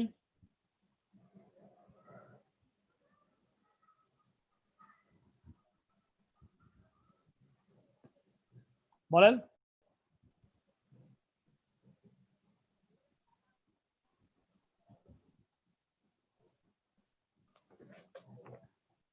তাহলে সবাই বুঝছেন আশা করি, না? এটা অঙ্কটা ভালো মতো আবার বসে দেখবেন, ইনশাল্লাহ সবার এটা ক্লিয়ার হয়ে যাবে। আমাদের টাইম শেষ, আজকে এখানে শেষ করব। তো ইনশাল্লাহ বাসায় আপনারা যদি আবার রিভাইজ করেন একটু পর্যন্ত, ক্লিয়ার হয়ে যাবে, একদম ক্লিয়ার হয়ে যাবে। নেক্সট ক্লাসে যদি পারি একটা এক্সাম্পল দেখায় আমরা অন্য চ্যাপ্টারে চলে যাব। বুঝতে পারছেন? ও আরো কিছু বাকি আছে নাকি এখানে? দেখি তো। জি স্যার অল্প একটু বাকি আছে। ও হ্যাঁ, ঠিক আছে, আমি নেক্সট ক্লাসে বাকিটা কভার করবো, বেশি বাকি নেই। এক্সাম্পল 3 তে দেখাবো, তারপরে 2-1টা অঙ্ক করলে করতে পারলাম, তারপরে সুযোগ পাইলে ইনশাল্লাহ আমরা নেক্সট চ্যাপ্টার 9 এ চলে যাব। চ্যাপ্টার 9টা হচ্ছে মোটামুটি একটু কি, আমার যদি কনসেপ্ট ঢুকাতে পারি, কম্পিটিশন করলে আপনারা পারবেন। কম্পিটিশন করলে ভেরি ইজি এবং ভেরি ইন্টারেস্টিং, বাট যদি আপনারা একটু রিভাইজ না করেন বাসায়, তাহলে কিন্তু কিছুই পারবেন না। Sir hello. জি জি বলেন। স্যার আমাদের 5 মিনিট টাইম আছে নেক্সট ক্লাস শুরু হতে আর কি। Thank you very much. Thank you so much. I hope you have enjoyed my class. We'll see you again in the next class.